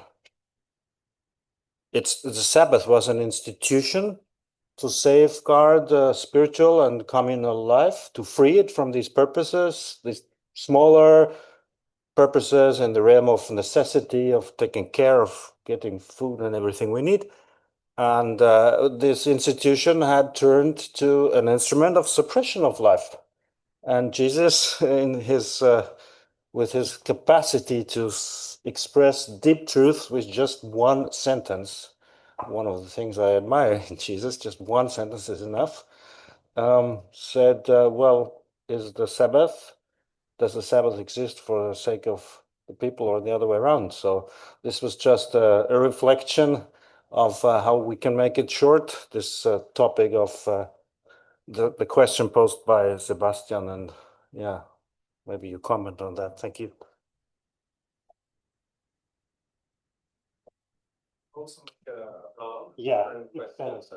Summarize because of time. Okay. Let me just go to online. There's someone with a hand up online. If you could unmute your mic, you can ask your question. Just invite, yeah. Yeah, I think that's me. Thank you very much for this presentation. Perhaps we have already touched the point a little bit with one of the last questions. I especially like the reference to the university context, because maybe there's also a certain danger in like criticizing everybody else, even though it's really necessary, but then missing out what we at our place can do. And now I have the impression, like in Carlos, in the Mesoamerican context, there is a certain kind of counterculture to this professional, purely like technologically professional realm of the university in the indigenous communities. But what could decolonizing university mean in a Western setting? Any ideas? Maybe, I mean, I'm aware we have touched the point, but I think that's a point that is important to us. Yes, thank you for your question. And then we have one more here, and then well, there's several hands, so maybe we'll try to summarize after this one. Yes, please. We can do three eventually, and then you answer, because otherwise we're going to lose. Yes. Okay. Yes. So thank you for your presentation. So one thing that a theme that seems to be important or constitutive for your talk is death, of course. Death, both in the sense that it seems that what you talked about, Martin, that COVID crisis was in a sense a fear of death and a fear of loss, but then also with Javier Cilia and the survival of death. So it seems to me that the theological undercurrent in your talk was ars moriendi, learning how to die. And also that as a theologian, perhaps it would be interesting to hear how you could reflect on death in relation to God and to the notion of resurrection. But this leads me also to perhaps a small critique, or kind of how decolonializing thinking can also be corrupted. Because I'm thinking, and now I'm talking as a Swede, because the question of God and the question of the thinkers who have talked about God, they are in a sense forgotten, I must say, especially in Northern Europe. So yes, and now this is more an anecdote, but I want to make it. I remember when I worked at Uppsala University and I had an introduction class to the concept of God, and I talked very shortly about the God of Moses, the God of Socrates, and the God of Augustine. And a student asked me, "But this is just Western ideas. Why are you talking about that?" And I said, "But is Augustine? Of course, Augustine is Western. Of course, Socrates and Moses are Western, but they are not the only Western. I mean, Augustine is from North Africa, etc., etc., etc." And this may be even more silly, but I just want to say it. I mean, my wife is from Chile. Her mother fled from the Pinochet, and she is so annoyed by this attempt to decolonize the curriculum. Her favorite authors are Augustine and Plato. I understand that you don't talk about. I mean, I'm not saying that you are talking about that when you mean decolonize the curriculum, but that's something that can happen. That theology actually can be attacked by that discourse. I just want to make that comment, and I appreciate everything else. Yeah. So why don't we try to address some of these questions, and then if there's time, we can take more. But very briefly, thank you for these 3 questions. I think they're connected in the sense of what decolonizing means in facing the era of systems in some way, related to Ivan Illich vocabulary. Let me move to another field, which is the parish. Now I'm serving a parish, 65 chapels in one parish, indigenous communities, which are rooted in their ancestral Maya tradition, and at the same time they are Roman Catholics.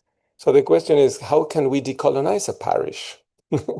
That means giving room to the importance of their traditions, pre-Christian, pre-modern traditions, like praying in the highlands of the place, or worshiping Mother Earth, and so on, and different ministries. And then at the same time keeping their own identity as Roman Catholics, indigenous communities. For 60 years, the Diocese of Bartolomé de las Casas in San Cristobal in Chiapas has been exploring a synodal process where the 2 traditions are like, they are encountering each other. They're nourishing each other. And this is a very challenging topic because we need to acknowledge the ancestral tradition pre-Christian. Some of them, they say Christianity is deeply related to colonization, so we are refusing that. It's a small group, but many others are trying to engage a conversation. It's like a threshold in some way, right? And we as pastors, we try to give room to the 2 traditions. Boaventura Sousa Santos used to say, we need to be multilingual in this world, in epistemic terms too, right? Trying to understand different rationalities coming from the Western great Aufklärung, for instance, but at the same time trying to include other epistemologies. And by the way, an Austrian philosopher, Clement Setmak, he's professor at Notre Dame, he invited me 2 or 3 years ago to talk about this, the colonizing curriculum at university. I think it's a big challenge, not only European and North American universities, but also global South universities. We need to open our minds, our hearts, in order to include other perspectives. This is one experience I wanted to share. Thank you.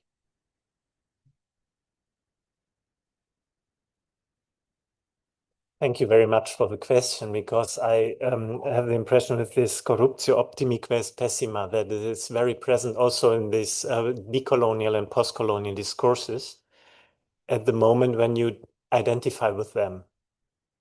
And then it can be a power technique to decolonize a university to get your curriculum in. And in that sense, I would say the clue is again the how. And that identity politics, identifying is this tipping point to the worst. And then we are in the culture wars. And that's not about decolonizing as I meant it here. Yeah.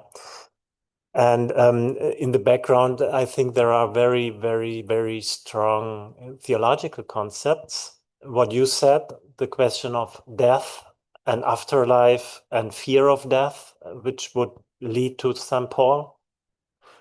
The question of me being recognized by others or not. So this whole of the ways of recognition, mutual recognition, which is linked to the topic of justification. St. Paul again, yeah, and also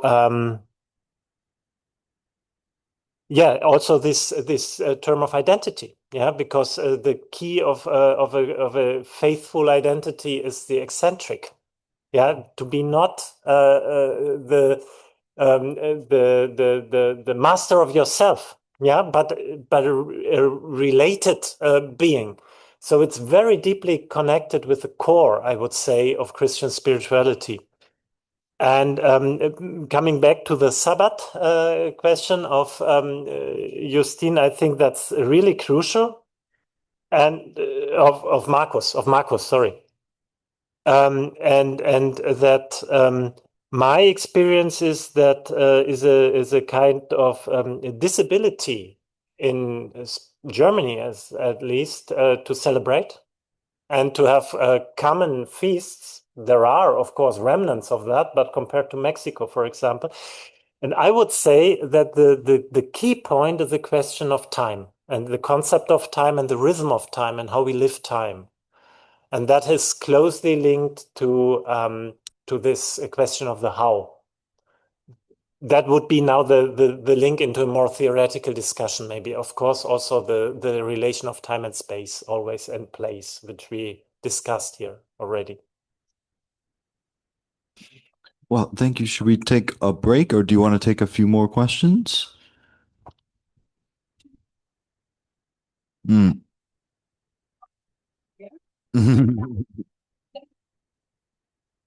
But otherwise, I think we can also go for the coffee, which is also important for students. Okay, so we'll meet back there, I think, at 11. Thank you.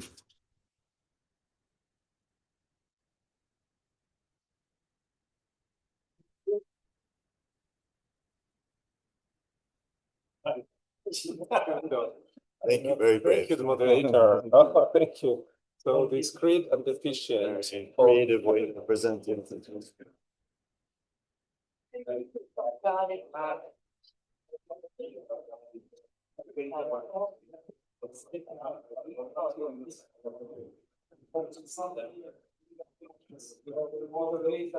Ah, yes.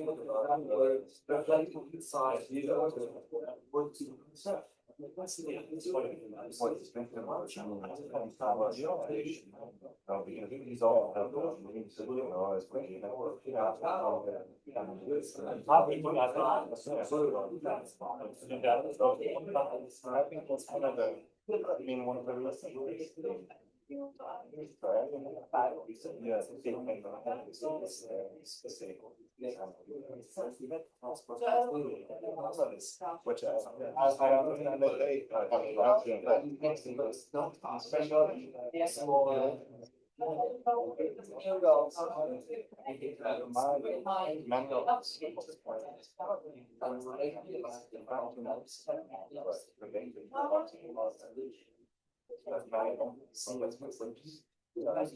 we were at the margin on the shadow side. We don't minimalize the life either, or the place where we live, or the where we have enrich our lives, and replace our lives.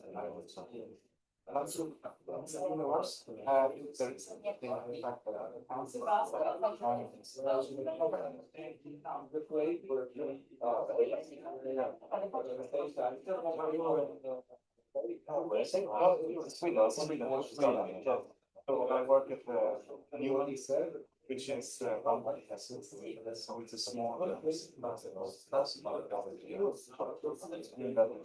yes,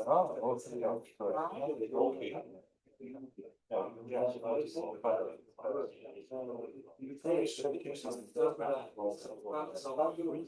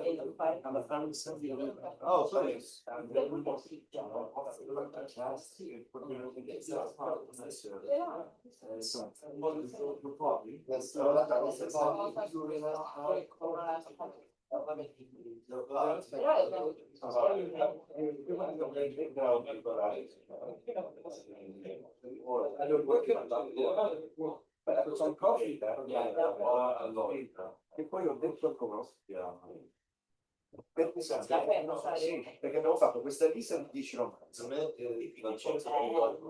quello dal Pessima, quello dall'Evangelia, e io posso andare a comprare, io posso andare a comprare quelletti, però ho detto all'esame dovete comprare uno di questi romanzi, ma non di cosa.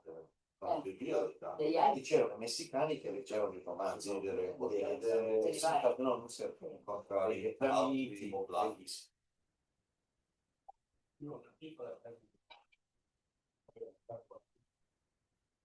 che bello. E il grande concorso che tu fai un corso sulla organizzazione, poi loro non intervistano, non intercettare il problema.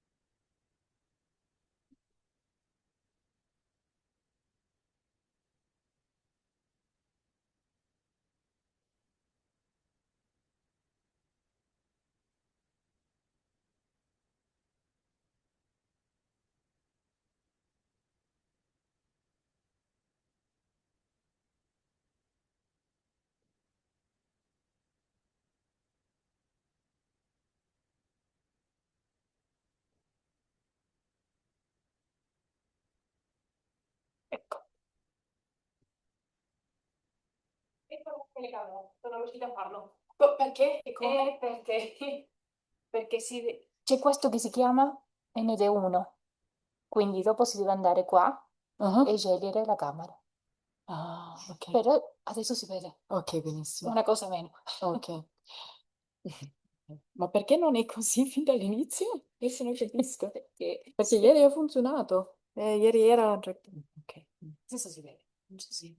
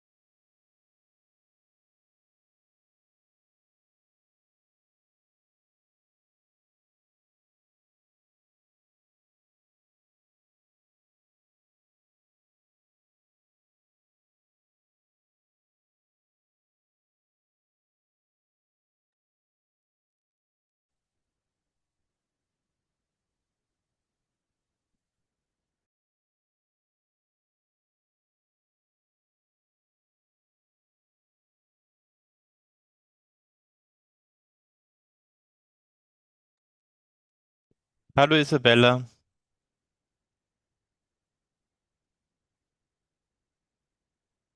Ich glaube, du bist gemutet. Siehst du mich da? Ja, ich sehe dich. Ottimo. Okay. Hört man mich gut? Ja, man hört dich sehr gut.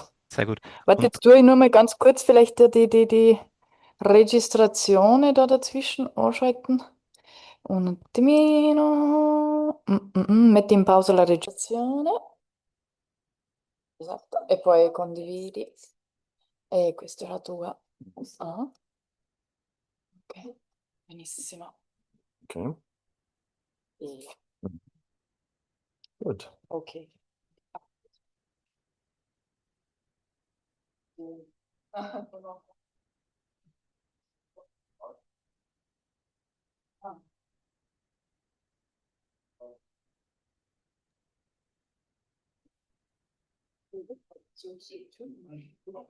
Yes. I would have here also the biographies. Okay. It's a good question. So, do you have faculty with good publication? So, do you want to? Yeah. And then I will give you that. Okay, no problem. Okay. Okay. Then I ask you to do it. Okay, unless you prefer to do it. Not necessarily. You will be present no matter what. Yeah, I will be. I will be. Great. Okay. Thank you.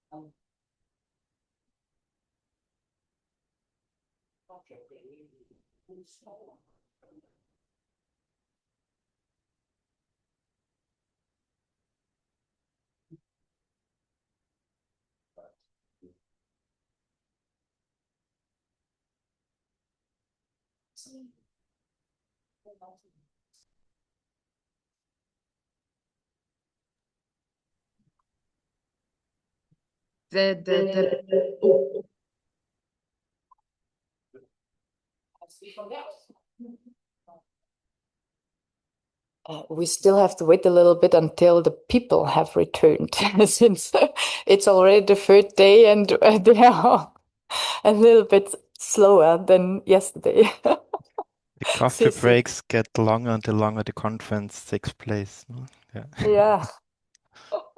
But I hear them, so they are in the corridor.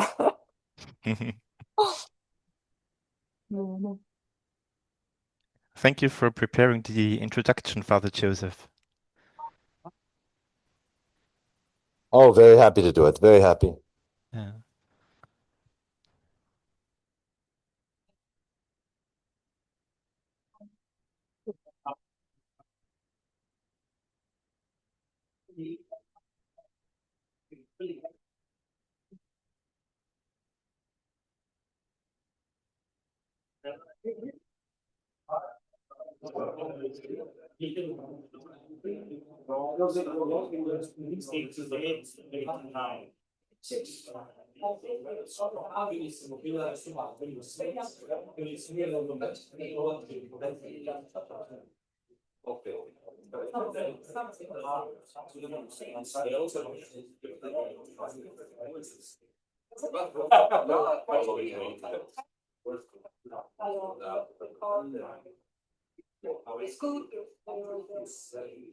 But you see some license. To yeah, so this is the same as the power of yes.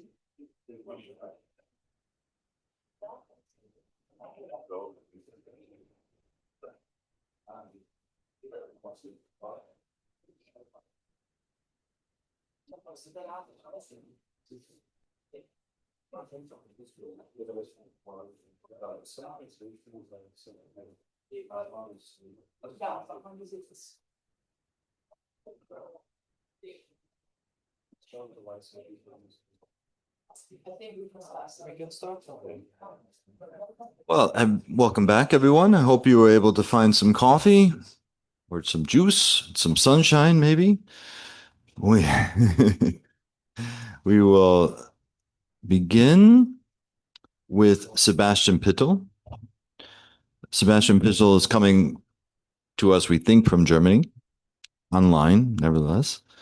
And he teaches dogmatics at the interreligious campus of theologies at the University of Tübingen in Germany.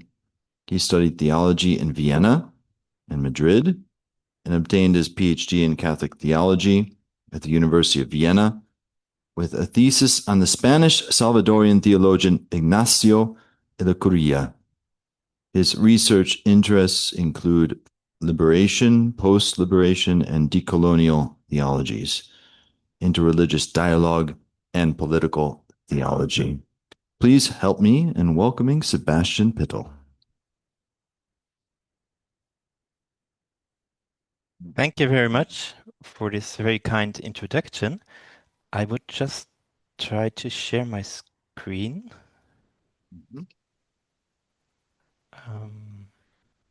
Yeah, I think that should work.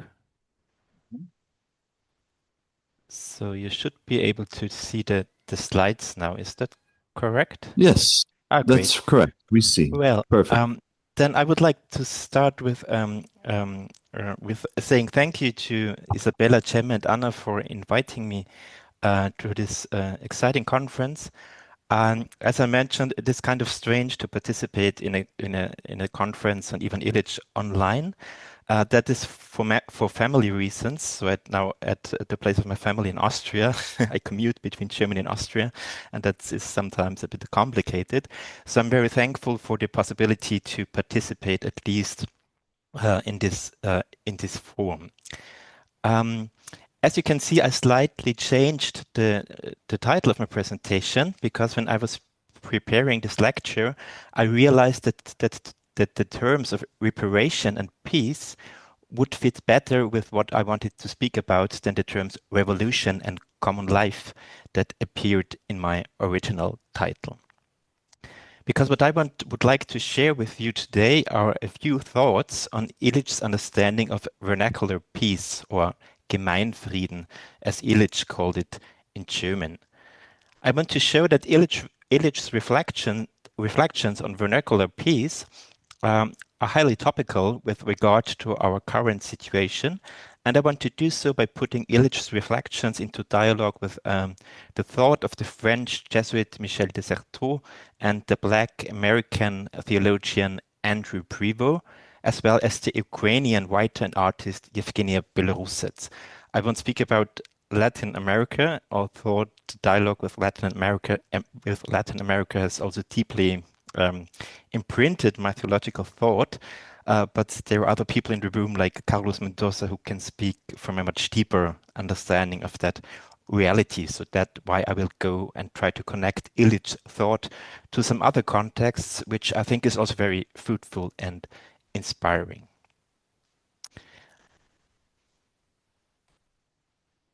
Well, the main source of my reflections on Illich's thought on vernacular peace is Illich's book Das Recht auf Gemeinheit, a book that was published in German in 1982 and that recollects 9 lectures Illich delivered between 1979 and 1981, all of which are connected through the topic of Gemeinheit, that is, the common, the vernacular, or the ordinary, depending on the context and the preferences of the respective translators.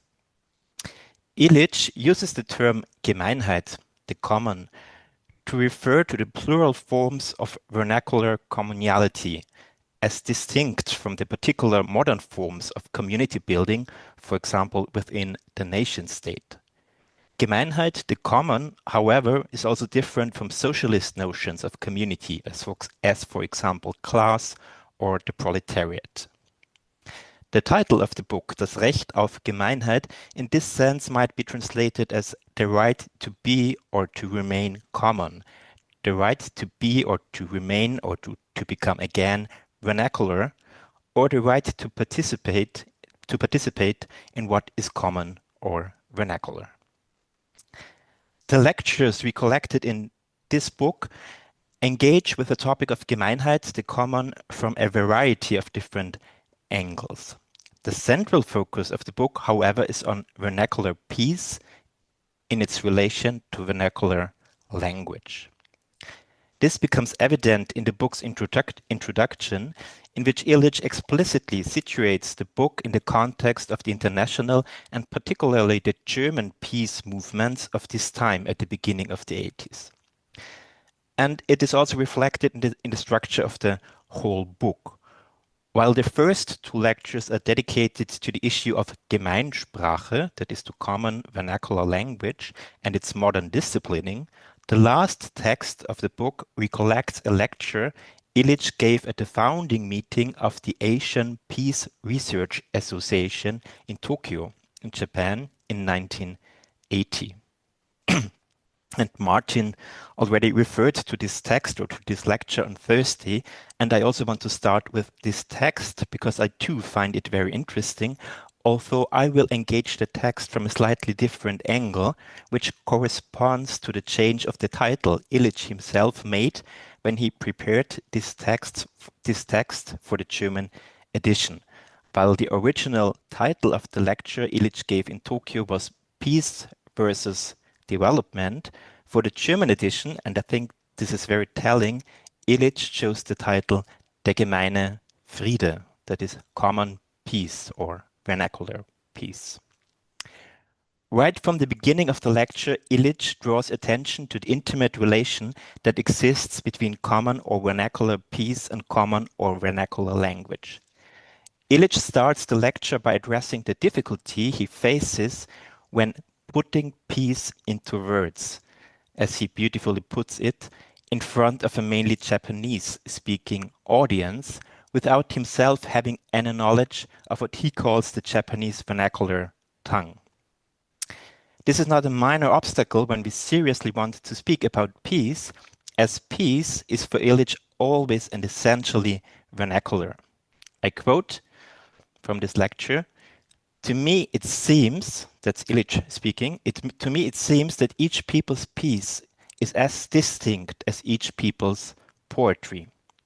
Hence, the translation of peace is a task as arduous as the translation of poetry. Peace has a different meaning for each epoch and for each culture area." Peace in this sense is for Illich just as vernacular as speech. It is, quote, "learned through encounters with other people whom we smell and touch, love or hate. Peace spreads in much the same way as most goods and services are shared, namely through various forms of mutual reciprocity." End of quote.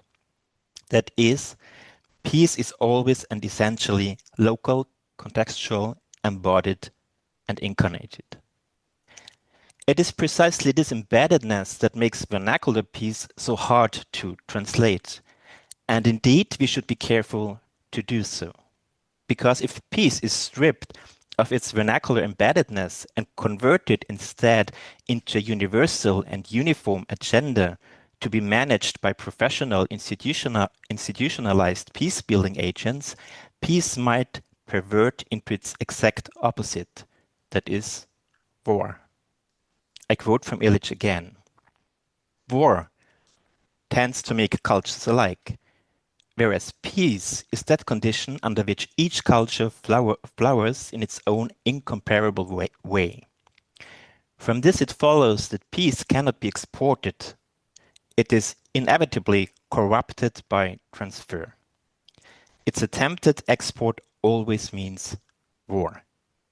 I think we find here yet another example of Illich's famous Corruptio optimi quae est pessima. Closely related to this distinction between vernacular peace, which Illich also calls people's peace, on the one hand, and the institutionalized form of professional peace building processes, closely linked to this distinction is Illich's distinction between peacekeeping and being left in peace.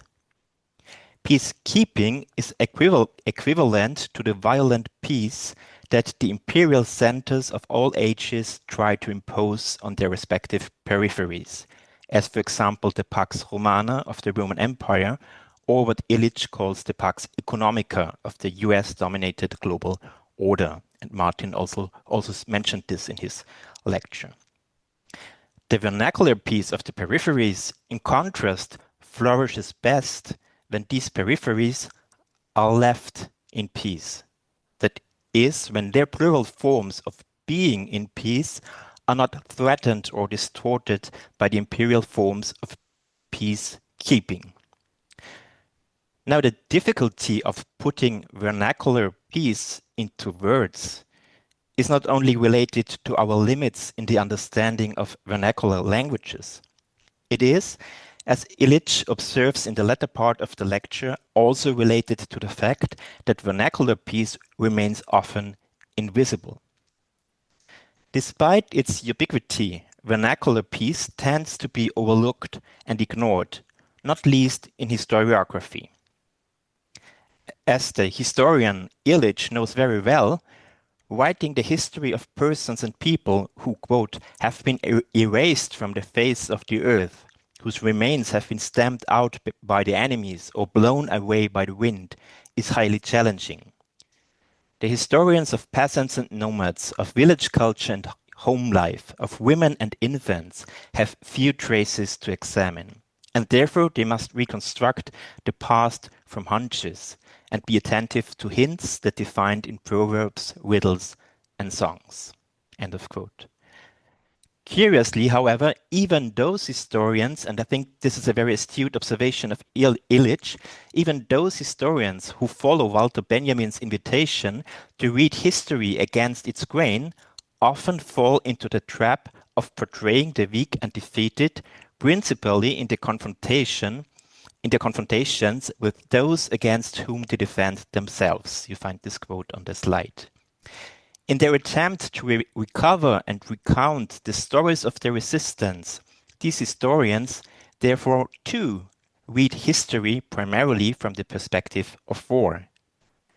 The history of people's peaceful enjoyment of that which is not scarce, that is the manifold histories of people's vernacular peace, is thereby left in a zone of deep shadow, as Illich calls it. This to Illich is highly detrimental, as what is needed in the current situation, that is the situation of the early 80s, but I think that's also true in our situation. What is needed in this situation is not a history of war, but a history of vernacular peace. A history which, according to Illich, is infinitely more diverse than the story of war.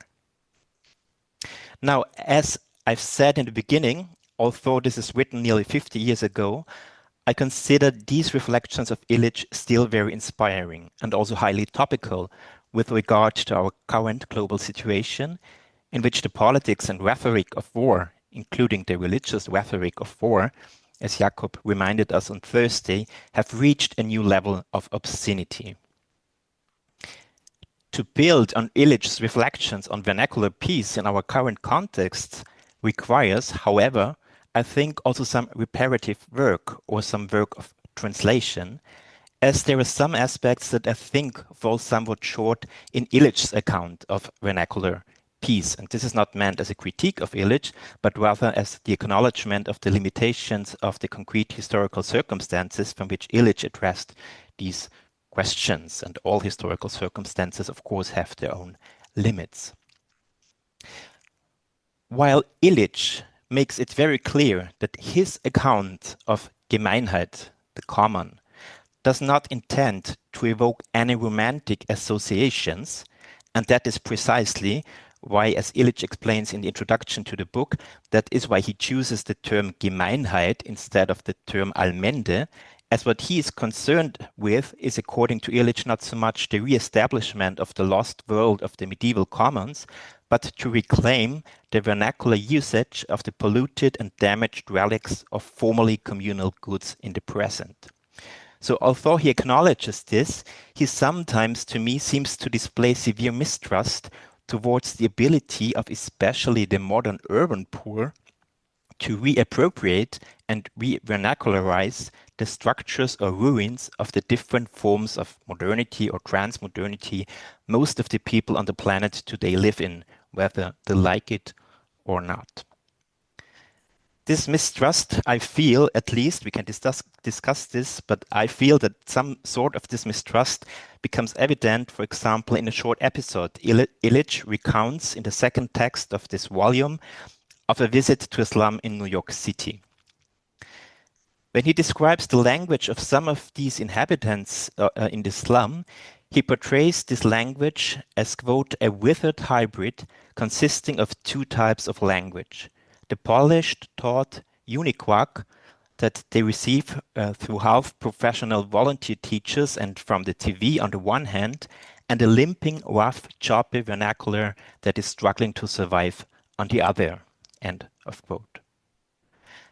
While for Illich, this clearly seems to be a dead end in the development and distortion of language, he seems to miss, I think, how exactly this hybrid, seemingly devastated and ruined language and ruined culture can, and indeed very often has become, the space of subversive and at times highly creative forms of free appropriation and survival, a resource of both revolution and the building of new vernacular forms of peace right in the middle of the ruins of the global metropolis.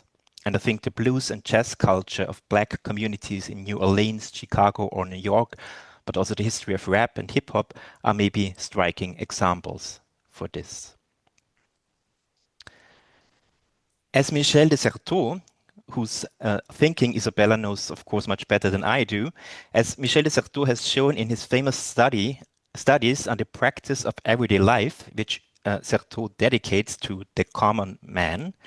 As Certeau shows in this study, modern consumers are not only the passive receivers of industrialized goods, as Illich seems to fear, but they often develop a surprising creativity in the way they appropriate goods and cultural forms that on the surface seem to be imposed to them from the outside.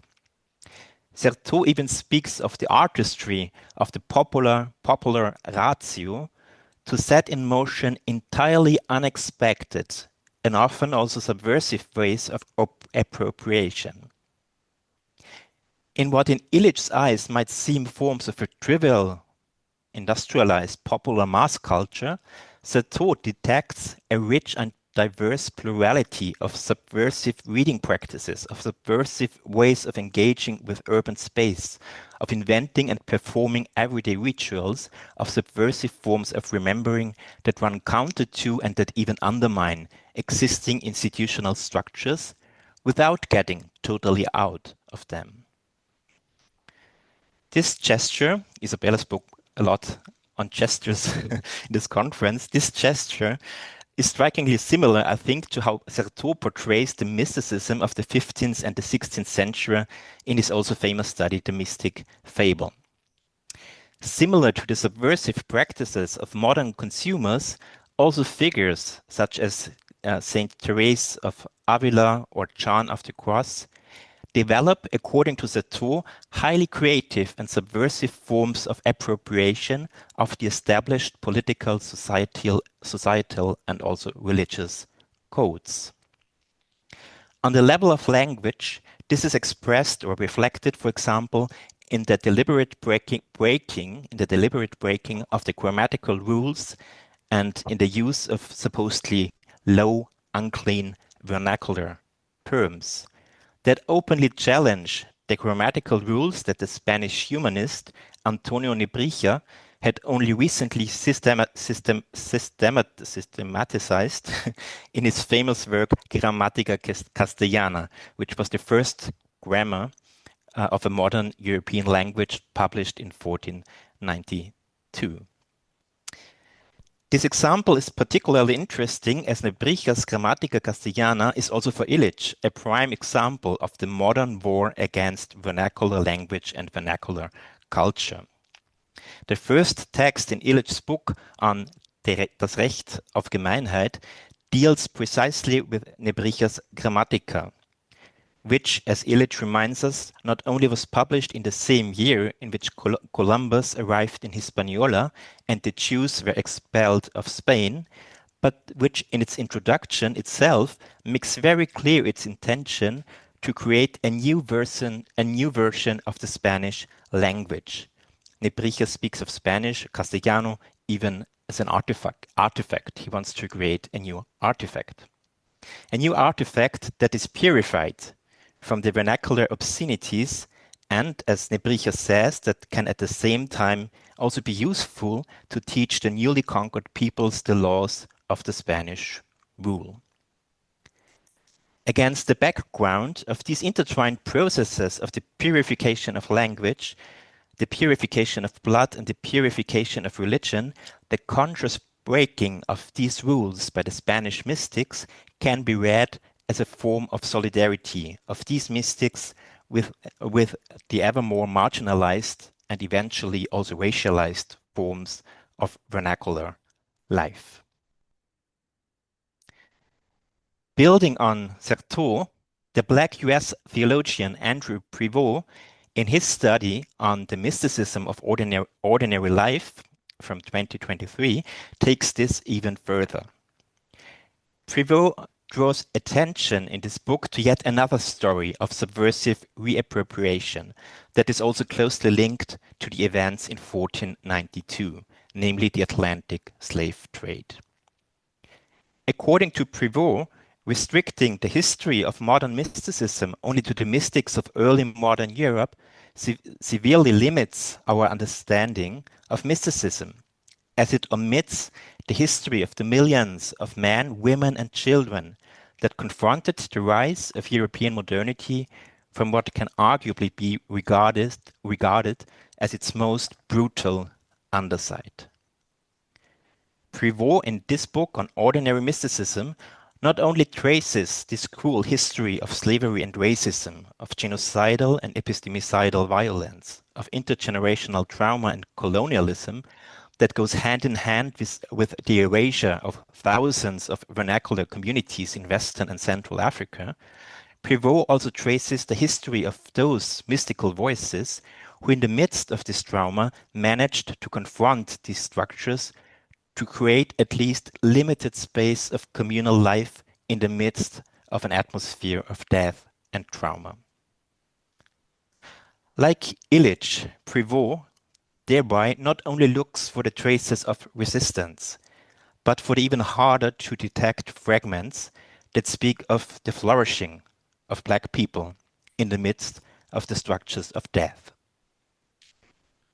Following the Black womanist theologians Dolores Williams and Joan Copeland, Prevost thereby turns to the often overlooked testimonies, notes, small prayers, fragments of diary entries and songs that bear witness to the everyday struggle for survival of common, ordinary Black women, day workers, as Dolores Williams puts it, factory workers, often church women, who do their part day by day, contributing to Black women's way of resisting and rising above the brutalities in society. According to Prevost, divine grace is to be found precisely in these common, and I would like to add, vernacular practices of survival. It is to be found in the common practices of community building and celebration of life amidst and despite the horror of slavery and racism. And I quote again from Prevost. Christian womanist theology emphasizes the gracious presence of God in Black women's daily struggles for survival and flourishing amid racism, sexism, and poverty.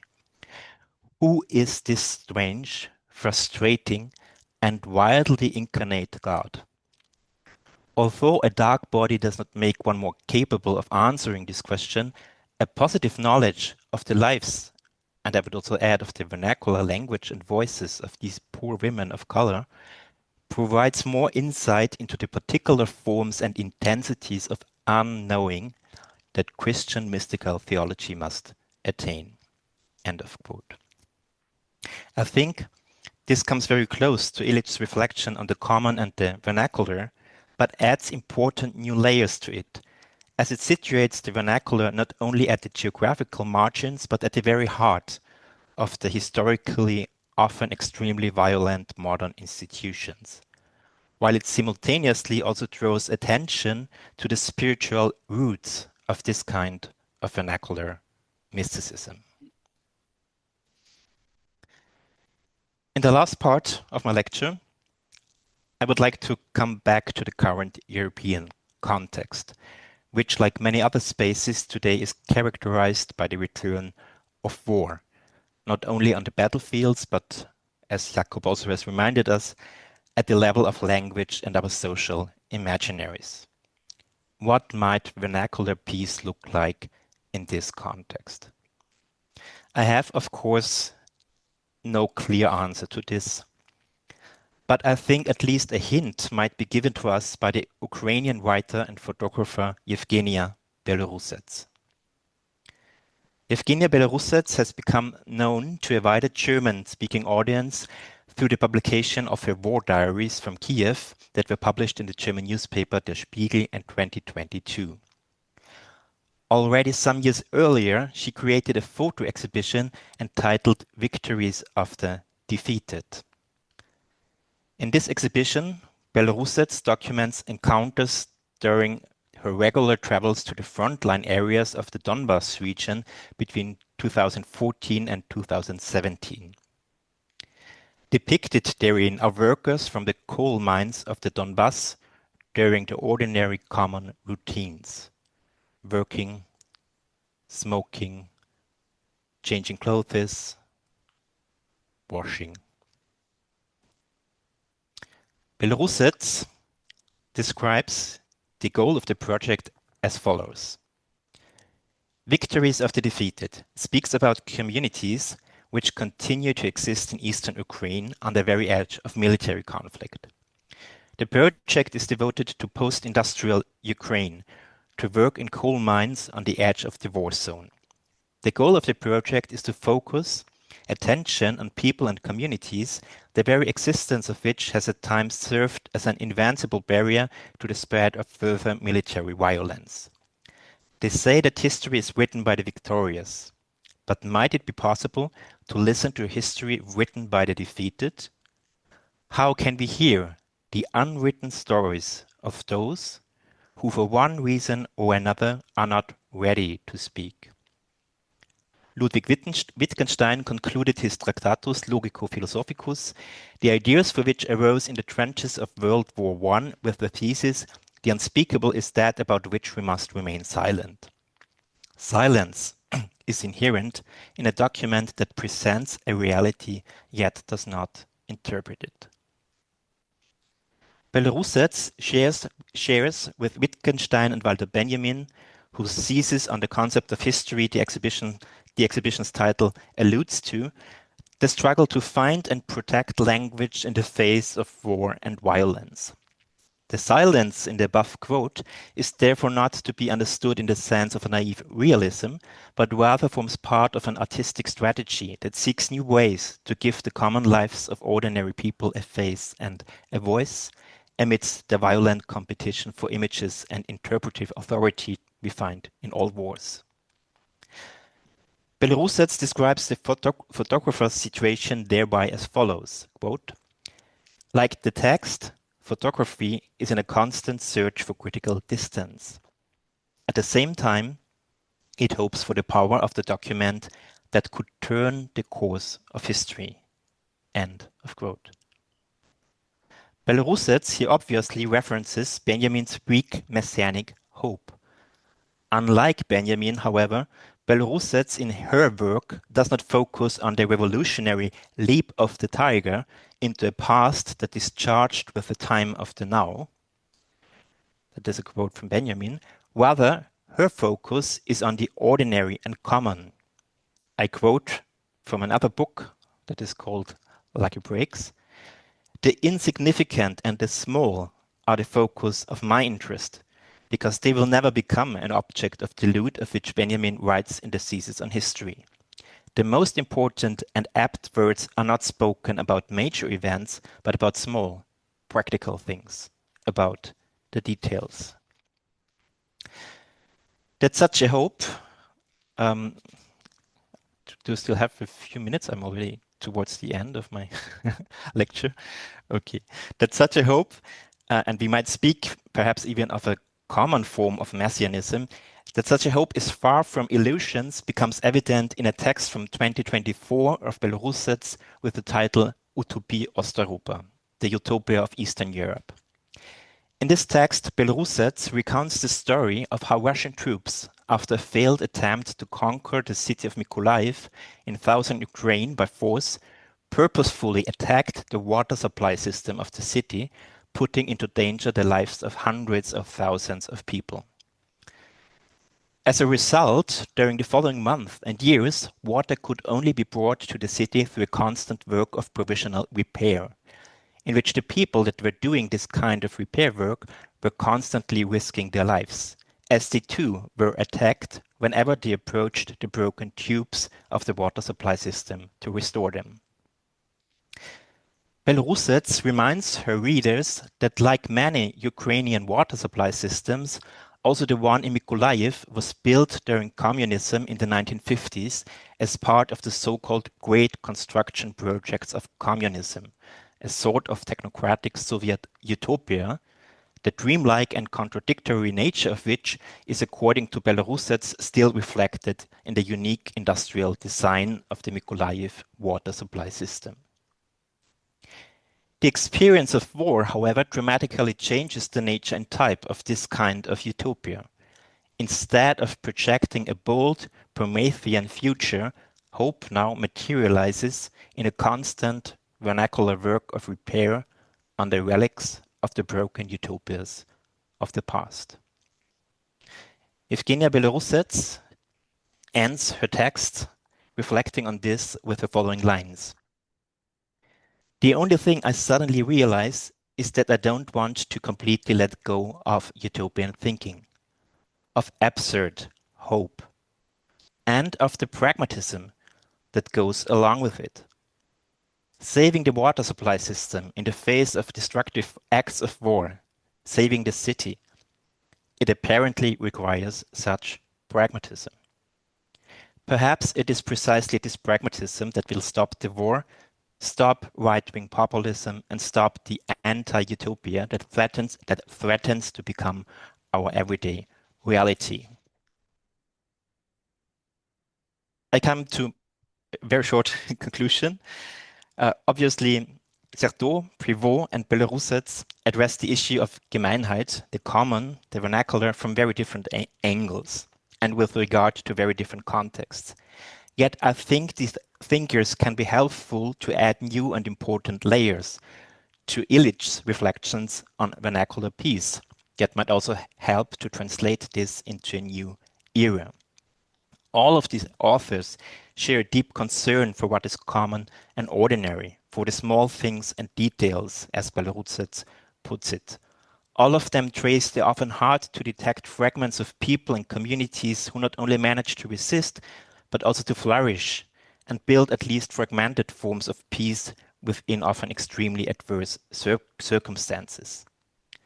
At the heart of this, we find in all of them a form of vernacular mysticism that is more explicit in Certeau and Prévost, but is also there in Belorusets and Illich. The metaphors of this vernacular mysticism do not reflect themselves in the word of interruption, as in the political theologies of Johann Baptist Metz and Walter Benjamin. Its central vocabulary rather unfolds in the semantic field of repair, care and restoration, the caring for others even amidst ruins. In all these authors, we find a form of solidarity that expresses itself also in the way these authors themselves approach the common. The stance of the intellectual and the artist here is not that of an avant-garde, but rather one of becoming communal and ordinary herself. I end with one question. Illich's work appears to be full of water and other liquids. We have already heard about the vineyard of the texts, the wine to be shared at the table with friends, and the metaphor of the watershed. There's also Illich's book on H2O and the waters of forgetfulness, and of course, the rivers north of the future, the beautiful title of David Cayley's interviews that is taken from a poem of Paul Celan, who was born in Chernovitz, a city that today also forms part of Ukraine. I wonder how all these waters might relate to the waters east of Mykolaiv, Belarus speaks about, as well as to the waters of the Atlantic Ocean and the Mississippi that appear in Prevost's work on Black mysticism. That is an open question. I think there are a lot of relations, but at the same time, I wonder how the pragmatism of Belarus's absurd hope might also relate to the purposelessness of Illich's foolish Christianity, and which consequences we might draw theologically if we acknowledge that God's word, like God's peace, are always and essentially vernacular. Thank you very much for listening, and sorry for a bit extending the time.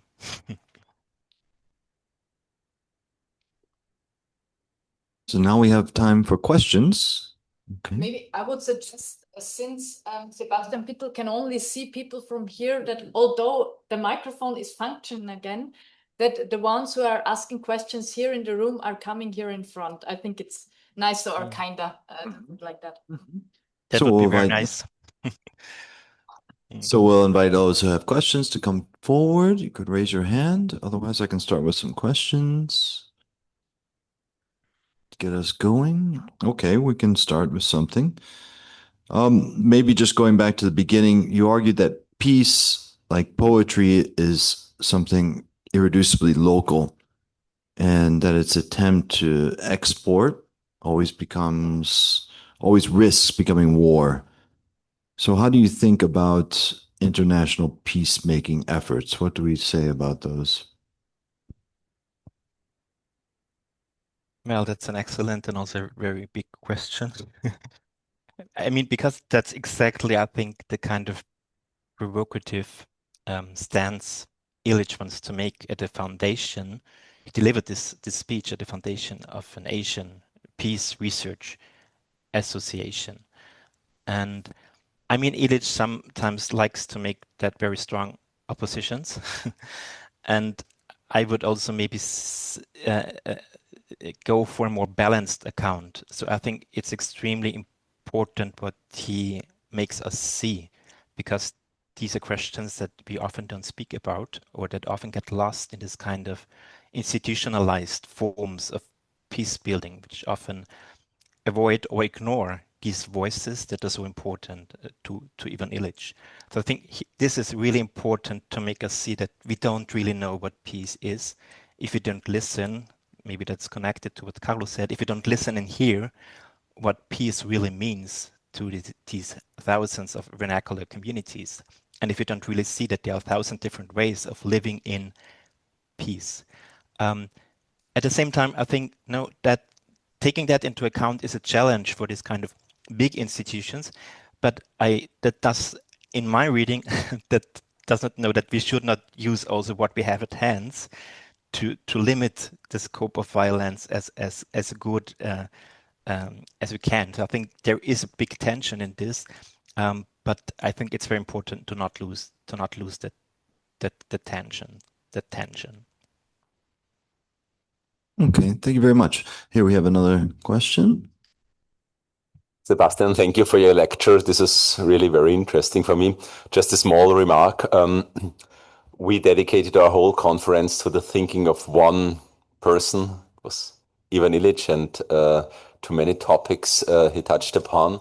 But I really find it very interesting how you, at the end, connected different topics by the notion of water, of the metaphor of water, or the symbol of water, or how you want to call it. I think this can be very interesting and fruitful to find these substructures, what metaphors and what language guides a certain kind of thinking, and what makes it somehow also coherent. Everyone of us touches upon different topics, but maybe sometimes there are certain notions or metaphors that make our thinking more coherent, and give us the opportunity to link different topics. I just wanted to thank you for this observation in the end. If you want to add something, you're welcome, but we have another question coming up too. You can take a few questions and choose to respond to several of them at once if you prefer. Yeah, I think that, yeah, we can go for Carlos, yeah, and then I can. Hi, Sebastian. Good to hear you and to see you now. When you were talking about vernacular peace, immediately came into my mind some experiences in Latin America, but probably you know. The Ruta Pacífica de Mujeres in Colombia, the Pacific Path of Peace in Colombia, where women, victims of war, of the drug cartels and the paramilitaries and the other actors, they were trying to build peace in a different way. So it's a vernacular expression in Colombia, very deep rooted into a kind of feminist and liberation theology approach, right? How women, they build peace in a different way. So that's an example. And it's related to my question, because I know pretty well Andrew Prevost. We were together colleagues in Boston College, and now he moved to Georgetown. And he's a great, great author, great book. But my discussion with him was about the mystical trend of all these vernacular pieces. Because in Latin America, for instance, there is a more combative way to talk about peace building. It's not only about a mystical experience, of course, it's at the core of vernacular peace, but there are some other aspects more reconnecting to the agency of the victims themselves. Digna rabia, the Zapatistas, they used to say. The feminist women from the Zapatista movement, for instance, is a more proactive way of talking about vernacular peace. So some thoughts about these differences, complementarities between the mystical approach and the political one? Thank you. Great. Well, thank you very much. Very important question. I mean, maybe linking that also to what Jacob said. I tried to really choose authors which I think resonate very well with each other on this topic of vernacularity and the intimate relation they see between taking care of peace and taking care of language. That is also very important to all of the authors. But I also see there are some ways how these authors can mutually enrich each other, not like the reflections of the experiences of feminist movements you mentioned, but also Andrew Prevost would mention that, and Yevgenia Belarus said that is not so prominent in Illich, and I think he really what you said, of course. I mean, this kind of speaking about vernacular peace, especially from a very privileged position, as is my position, a very safe position in the Middle Europe, that must not become something evasive that avoids the challenges and the real struggles for a lot of peoples to really have to fight for justice and no, there is no peace without justice, and that is mainly that we have to acknowledge and see and take very seriously the agency. It's not really that we can produce peace from the institutional hearts, but it's really much acknowledging the agency of these communities. But then I still think while taking this very seriously and into account, I think it is very interesting how Illich somehow likes to draw our attention also that what we might lack if we only focus on the agency of resistance, because we don't see the agency in building peace that is often not seen and unacknowledged. So that what I found very interesting in this lecture, that he really draws our attention not only to this kind of reading history against the grain and seeing the agency of the and the struggles and revolutionary struggles of the oppressed, but also seeing what is intimately connected to this struggle, but goes beyond that, because it's also experiences of abundance and joy. And I think that's also present in Prevost. No, I think he would acknowledge that as well. No, that the struggles for justice and agency, and this acknowledgement of ways of building reconciliation and peace intimately connected. Yeah, thank you very much. You can't see us, but your comments are very much appreciated. We have, I know it's strange to be talking into a camera. We have also Andreas Telser, who has his hand up, and he can unmute and ask his question. Thank you, Sebastian. This was wonderful. Again, I've heard parts of that before. One of the things that I would want to raise, not necessarily just to you alone, but maybe to the Illich experts, is and bringing it to the formulation, bringing it back to the formulation that you used in terms of repair and pragmatism, is the question: how do we repair institutions? And is it not necessarily to engage the field of sociology as well? I mean, they are part of the problem, but they are part also of the, and there is some decolonized sociology as well. So is there a way of working around institutions? It's not only criticizing them, but really kind of trying to repair and having us discussing not only with political science, but also with sociology, trying to repair in a pragmatic way institutions. Shall we again collect two questions? I mean, that this is also an invitation for all of us to share our thoughts. Yeah. Sure. Professor Martin is waiting. He can come up if he likes. Yeah, please. Because I also saw Justin. No, Justin. Yeah. Yeah. We'll move to Justin next. Yeah. Hello, Sebastian. Thanks very much for your presentation.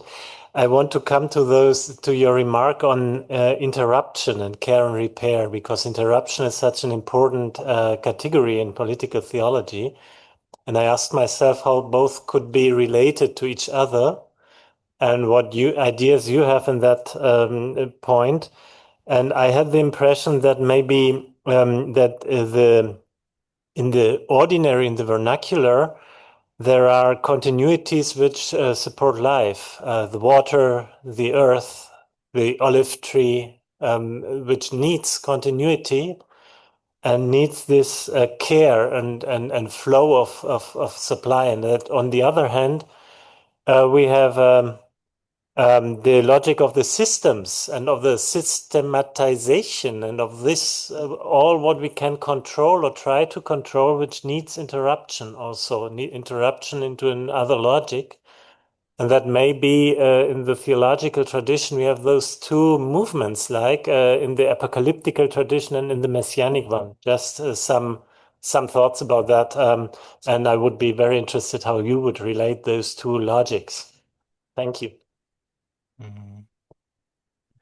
Well, maybe we'll ask Justin to add one more question, then we'll give you a chance to respond. Okay, mine maybe points to a little bit of a similar direction. And mine is a more philosophical question, like, because I'm always interested in the basic categories that we use for our thinking and our discourses. So you were mentioning the category of purposelessness. And Markus Riedenauer's comment on the last presentation, I think, was also a little bit to distinguish between different forms of purposes. And he was like proposing natural and let's say artificial or ideological purposes. So I was thinking when I listened to your presentation, maybe another category could be purposes that are embedded into a form of life, of communality, of conviviality. So purposes that maybe we are that are inherent in it, and therefore are not to be separated from ourselves as human beings. Maybe something like that. Do you think that such a category could serve our thinking beyond the separation of nature and the artificial? Thank you. Very interesting questions. And I think we can maybe come back to that at our closing discussion, because that's maybe questions for all of us to discuss. But I might share just some few thoughts. I mean, about the need of repair for the big institutions. Thank you very much for raising the question, Andreas. That's what I found Yevgenia Belorussets reflections on utopia in eastern Ukraine so fascinating when she that's also kind of metaphor she uses, like that's this huge utopia that stands behind that water supply system for a whole city, and then it collapses, and what then is necessary and where she finds hope, or a kind of utopian absurd hope, is this kind of reparation and this big infrastructure. So I don't have a clear answer on what should be the precise role of sociology and the big institution, but I think that this metaphor or picture, I mean, it's not just a metaphor, it's also real heterotopia, if you want to. But it raises this question, no, there are these huge broken infrastructures of the past, and how do we repair them in a vernacular way? And it's not a small thing to do. No, it's the supply system for 100,000s of people. So again, I think it's not an either or, but maybe finding a kind of balance. So I would go in that direction. About the question of interruption, in the tradition I grew up, interruption was so famous and so important for maths. And then, and I think, of course, it's important to interrupt violent structures and so on. But then I became ever more suspicious of maybe it's also a bit a male imaginary to interrupt, and interrupting sometimes it's difficult, but sometimes it's also easy, because then the question is what do we do after interruption?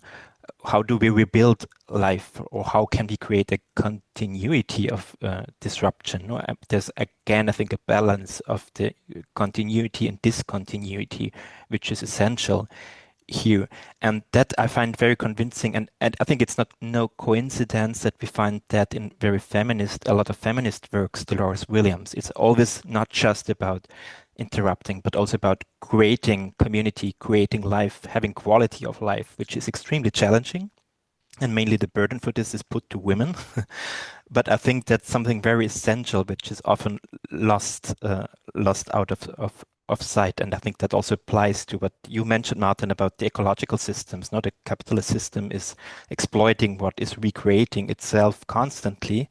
And I think it's very important to have that in mind. And I think when you read the texts of Belorussets, I mean, I find that very challenging but interesting, the way she does that kind of, maybe it's a kind of caring interruption or caring transformation of the ways we think and imagine change. So again, maybe not an either or, but putting it together. And the question of purposelessness, I mean, somehow Carlos answered my question in his lecture, because I was really challenging when Belorussets spoke about the absurd hope, which is very pragmatic. And then I was questioning myself, how does that relate to when Illich spoke about the foolish purposelessness of Christianity? And then I think Carlos said before that, well, maybe purposelessness is something very practical, because it makes us see other things and work in different directions. So again, I like that connection of purposelessness as something very pragmatic and practical, and and I think that the differentiations you suggested, maybe they can I think they're very convincing. I think we can integrate that, I would say, in this way of thinking about pragmatic forms of purposelessness. No, it's not like the dandyism of purposelessness. We can do whatever we like. It's a very serious form of purposelessness, a very pragmatic form of purposelessness. I don't know if that resonates with your questions, but it's just some thoughts that came to my mind. Thank you very much. Just a question for Isabel. How are we doing on? Do we want to take more questions, or do we want to move? Okay. Okay. Short question, one more short question, and hopefully short answer. Where should I look at? I will look at the video camera, Sebastian, so I can feel like talking to you. I'm a bit hesitant to ask this. It's not a question, it's a question I ask myself, but I take you as an interlocutor because I've been reflecting upon the Pax Economica piece and an event that broke my heart recently. You have probably all seen this video of a Palestinian man while there's a drone dropping bombs, and with the sound of the drone, he starts vocalizing those Arabic songs and musics and creates harmony with the sound of a drone. And at that moment, the Muslim man is the most Christic man because he's singing, Father, Father, forgive them because they don't know what they're doing. And all the Christians talking about international peace, and this man embodying the peace that God and Christ himself says, I have given you a peace that does not come from this world. So my question to you is, which is a question I ask myself, I don't expect an answer, I don't expect, it's an elaboration that I'm trying to cope with, because we continue talking about balance, but the Christic way, it's there, it's possible. And how do we understand the vernacular piece in face of such historical moment? So I pose you, again, not with the expectations of answers, but to think together. Thank you. Well, thank you very much for sharing this very powerful story. I haven't seen that, but I think it's impressive. Yeah.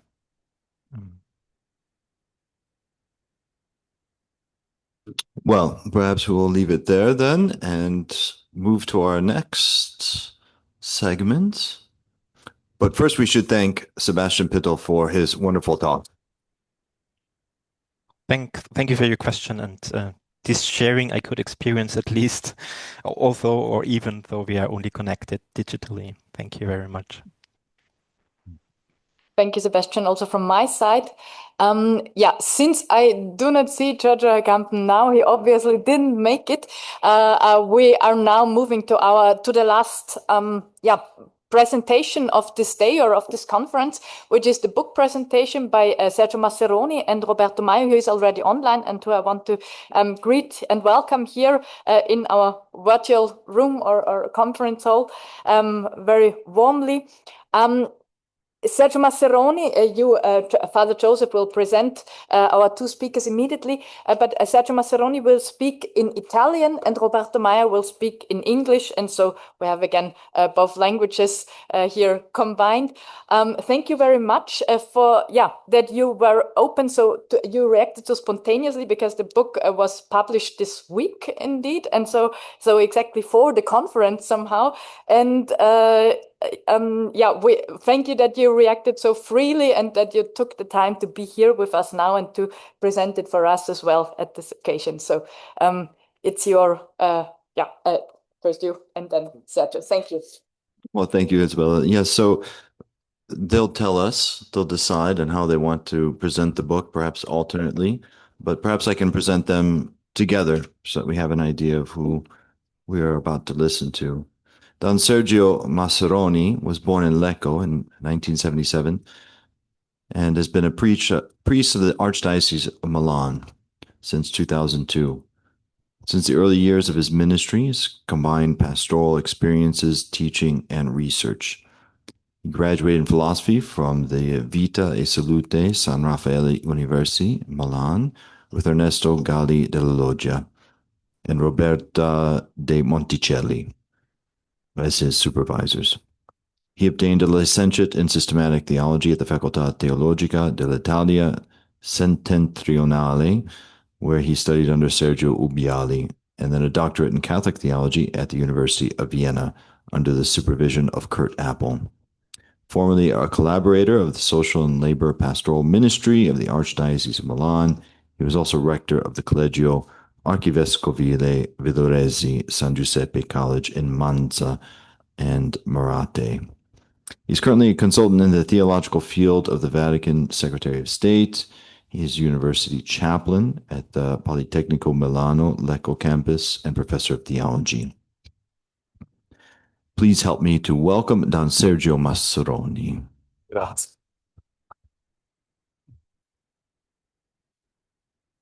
And if you'll give me one more moment of your time, Don Roberto Meyer is a Catholic priest also from the Diocese of Milan, and he has been a priest in charge of youth education, the parish of San Fruttuoso in Monza and Gesù Buon Pastori in Milan. He obtained the license ubique docendi with Professor Ubiali in the Facoltà Teologica dell'Italia Settentrionale with a thesis entitled Esistere come abitare. In 2002, he obtained a double PhD defending his thesis entitled Civic Epistemology and the Agri-Food System, an Anthropological Approach. The PhD program involves both the Agri-System PhD School and the Facoltà Teologica dell'Italia Settentrionale. In his research, he mainly focuses on the boundaries between theological anthropology and other disciplines. With Beatrice Gatteschi, he founded the Children's Cultural Center La Piccioletta Barca, an educational space in the suburbs of Milan. Please also help me to welcome Don Roberto Meyer.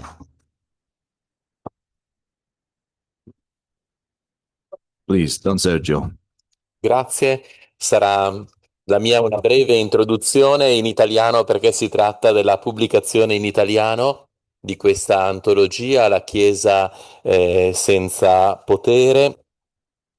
E ringrazio da parte dell'editore non solo della possibilità di parlarne oggi, ma il ringraziamento anche a Fabio Milana per la collaborazione molto costruttiva, nel senso che si tratta di testi che non raccolti in questo modo sono già entrati in parte ed entreranno pienamente nella pubblicazione delle opere complete, ma come riporta dal 2018 l'edizione americana di questa antologia, Valentina Borremans e l'editore americano precisano l'intenzione di Illich stesso che questi testi fossero ripubblicati in forma di antologia dopo la sua morte, con due note che mi sembrano interessanti a conclusione di questo convegno che in maniera così importante ha riportato Illich a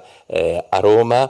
La prima nota da parte di Illich stesso, siamo al 15 luglio 1977, spiegava che voleva qualcuno di fidato che assumesse il compito della ripubblicazione e non voleva che questi testi fossero parafrasati o modificati da una mano meno comprensiva.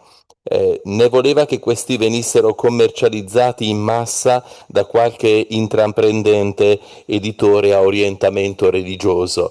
Mi sembra interessante questa preoccupazione che questi testi non venissero addomesticati o resi, come dire, eccessivamente cattolici in un senso restrittivo, identitario dell'essere cattolici, perché di per sé, entrando nel testo, come sottolinea Agamben nella sua prefazione, si vede in maniera molto chiara la continuità di un'appartenenza profonda, radicale alla Chiesa di Illich stesso, che ci invita a ripensare e a rileggere non solo il senso, ma anche le conseguenze del suo abbandono del ministero, come un servizio per certi versi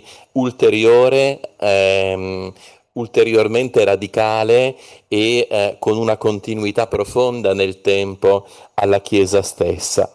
E mi sembra molto interessante per l'atmosfera che ho potuto percepire stando con voi soltanto ieri pomeriggio e questa mattina, quanto nella prefazione alla edizione tedesca viene ricordato a proposito di un convegno svoltosi a Friburgo in Svizzera nel 2022.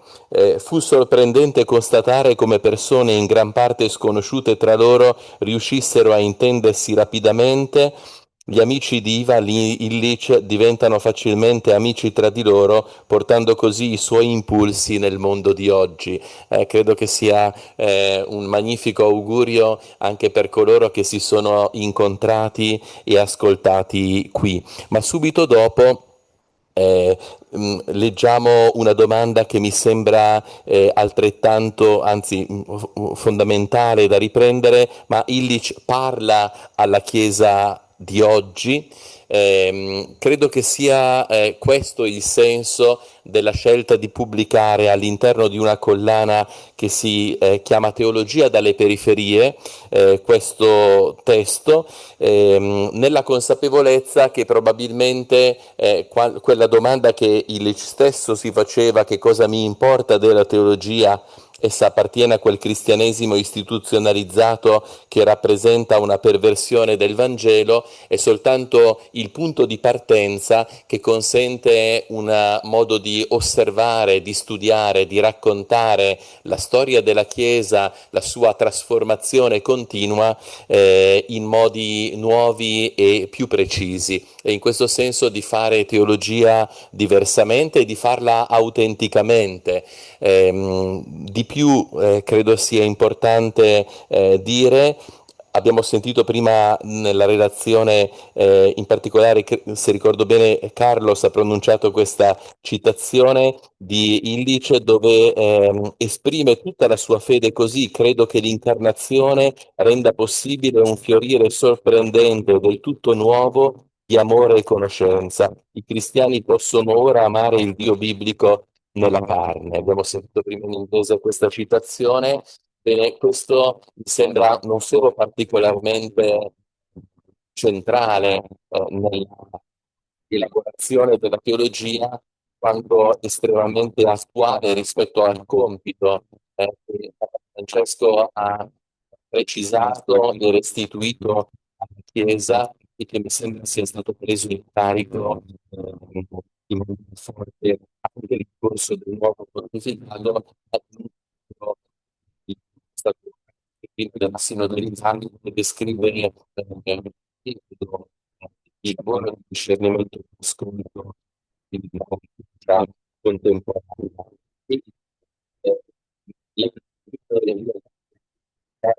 Lui però, non essendo fisicamente in presenza, cercò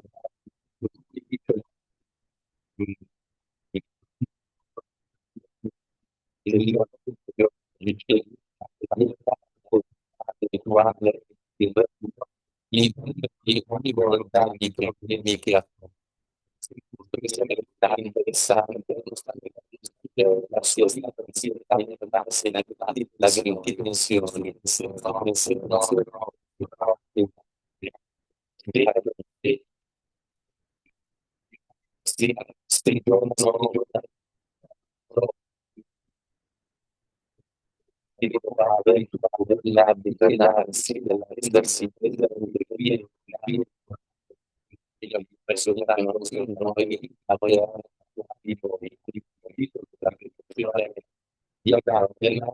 senso interessante, il viso, e la sua conclusione, con cui concludo anch'io, mi sembra molto interessante, che se scrive Ivan Illich pagona più volte la presenza del regno, la comprensione di uno scherzo. E il non credente scrive.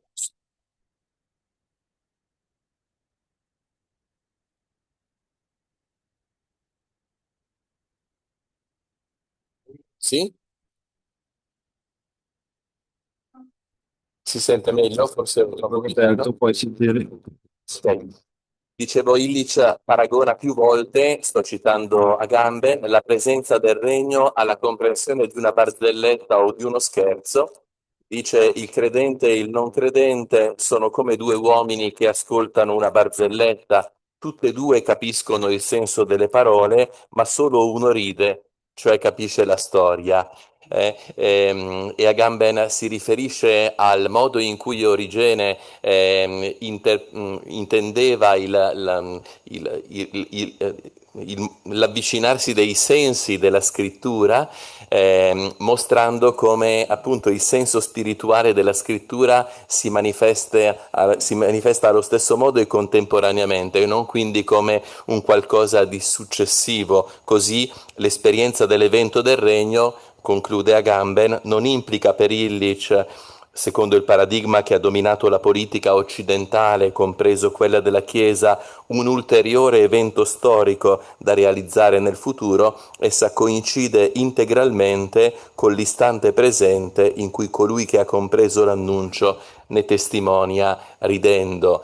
E questa leggerezza, questo tema biblico della gioia mi sembra molto interessante per recuperare una riflessione che a tratti assolutamente drammatici, ma in un quadro che sia quello della teologia.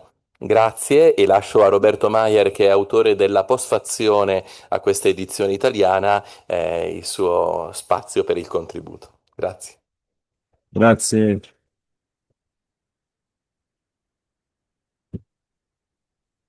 Prego, Roberto. Okay, thank you very much. I hope, am I heard? Yes, we hear you. Thank you so much. So thank you for this invitation. It's an honor for me to be with you. I'm sorry for not being in Rome.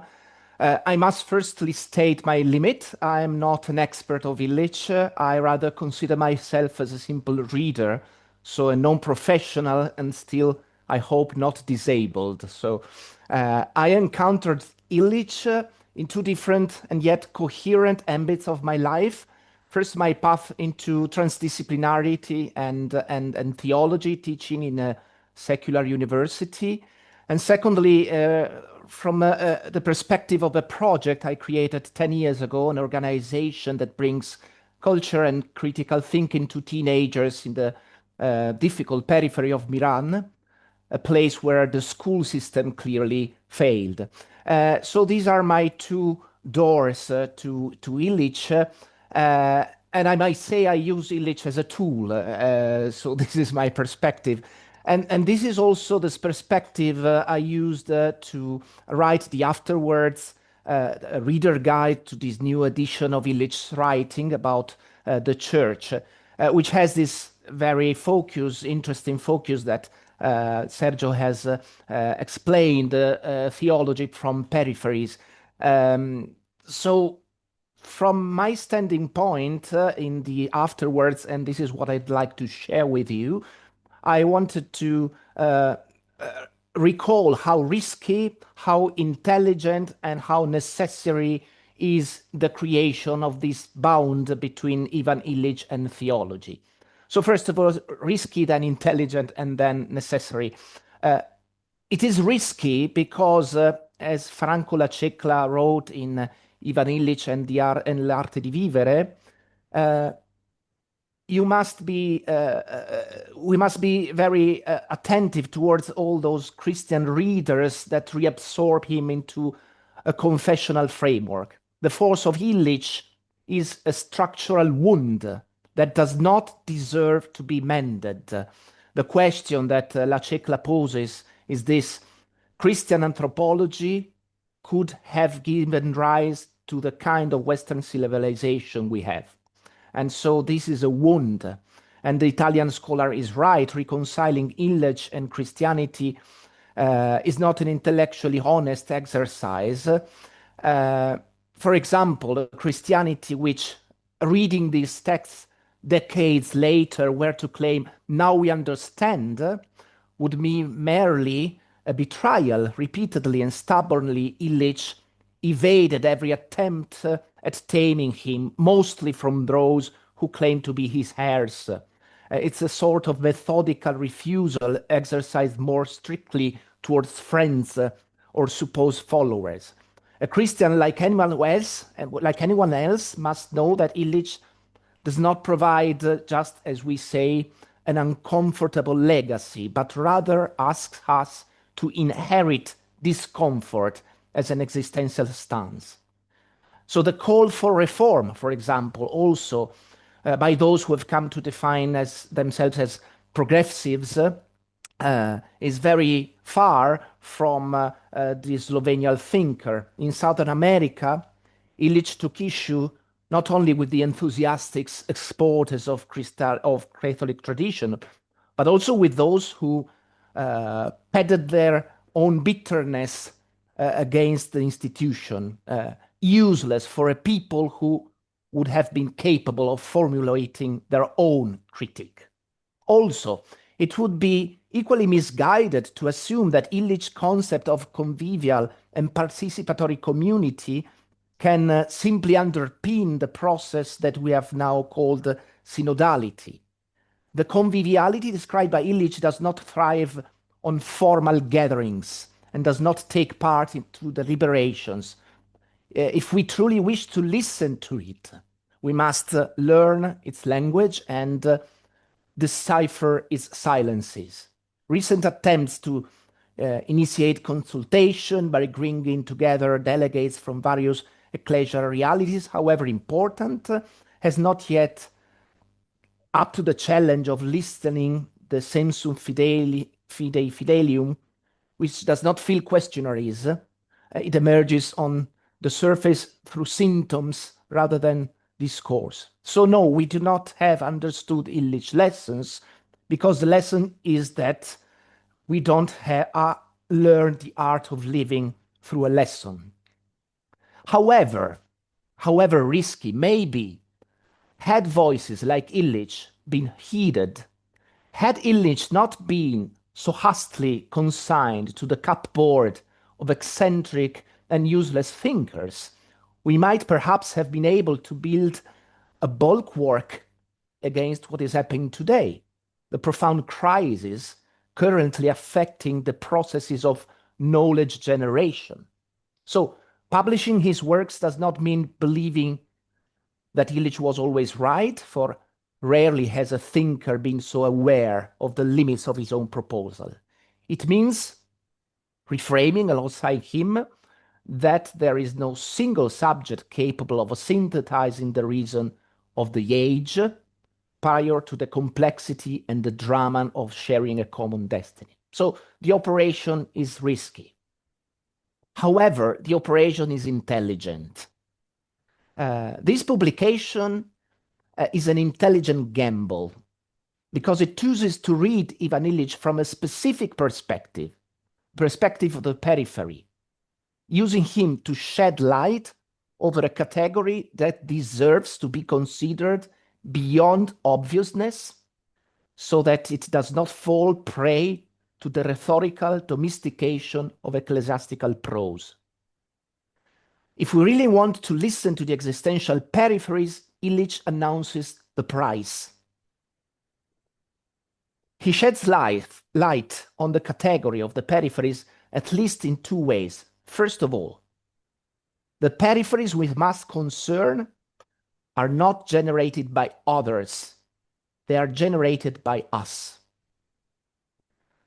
Decades after the document that enshrined the word development, Populorum Progressio, we are now beginning to recognize the fragility of the two main corrective measures that Christianity proposed for the capitalist system, the concept of common good and the idea of integral development.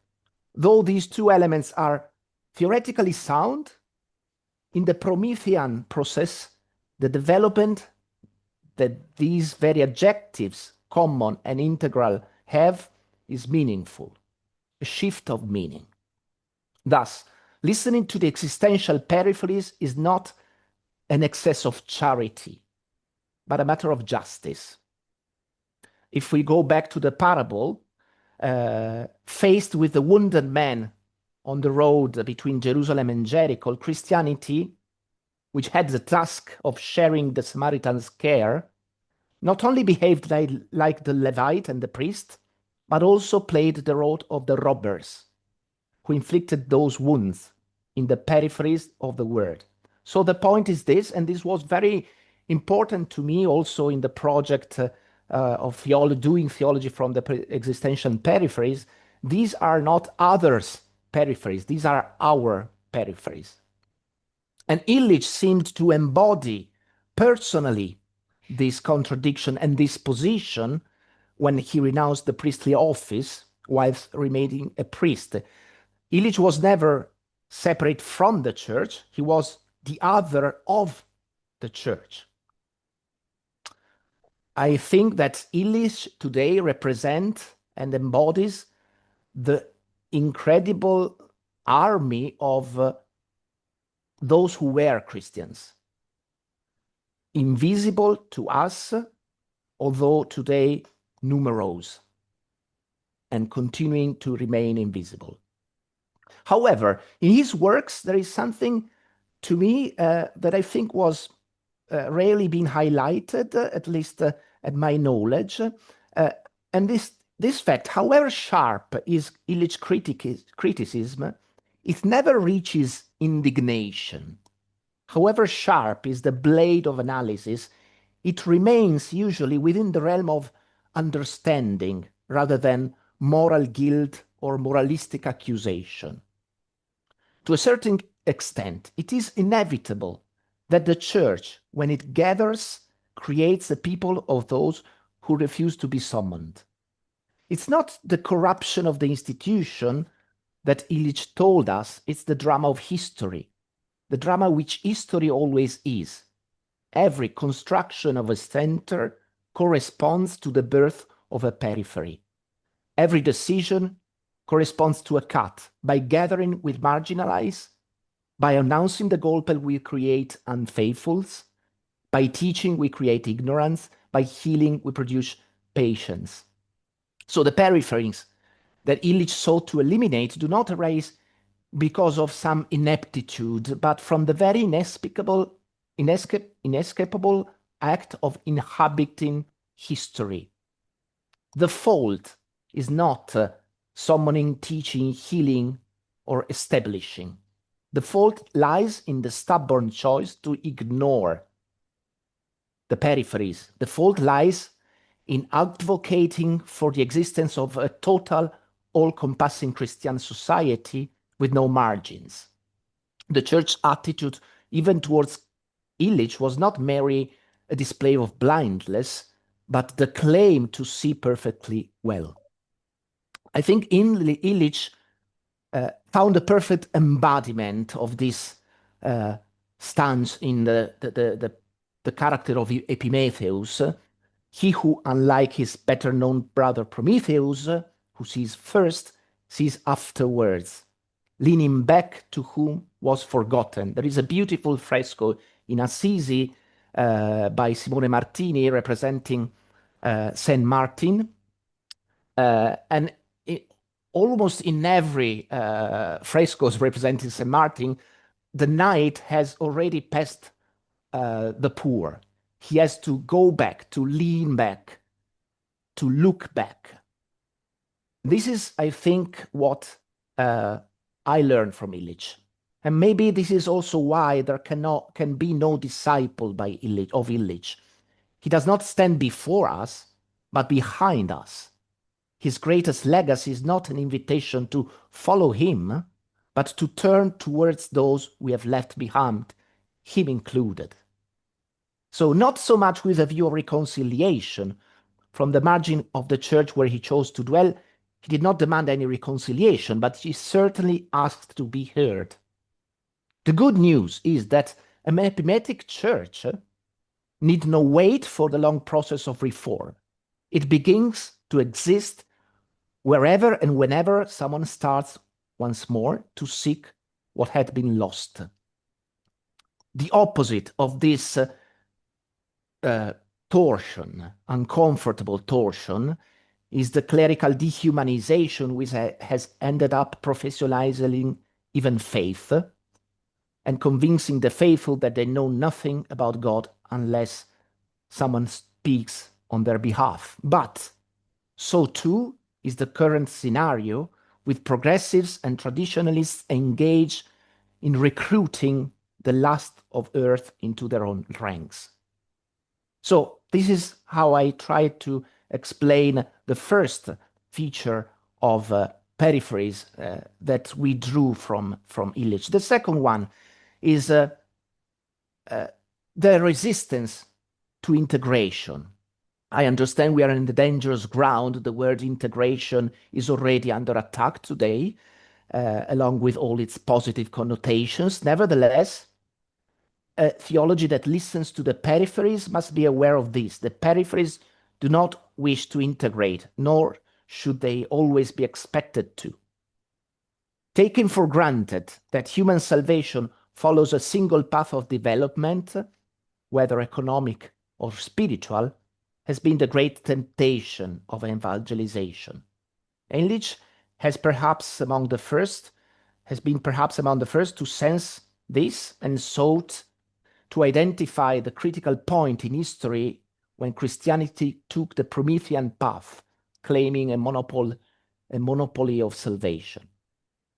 One of the many who worked with Illich, Majid Ranema, has denounced how attempts to integrate modernity have led to the great transformation of poverty into destitution.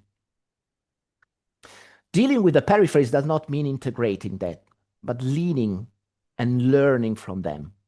It's very interesting to find in Dilexite Pope Leo asking that, I quote, marginalized communities be considered as subjects capable of creating their own culture rather than objects of charity. So the first point to me, and this is where I conclude, is why this bond between theology and Illich is necessary. I believe that the need for theology to listen to me stems not only from the insights gained from his work, as from its very origin. As someone said also before, Illich's entire body of work probably sprang from a very precise theological core, the historical revelation of God in Jesus. Illich recognizes the incarnation as an event in which, I quote, does not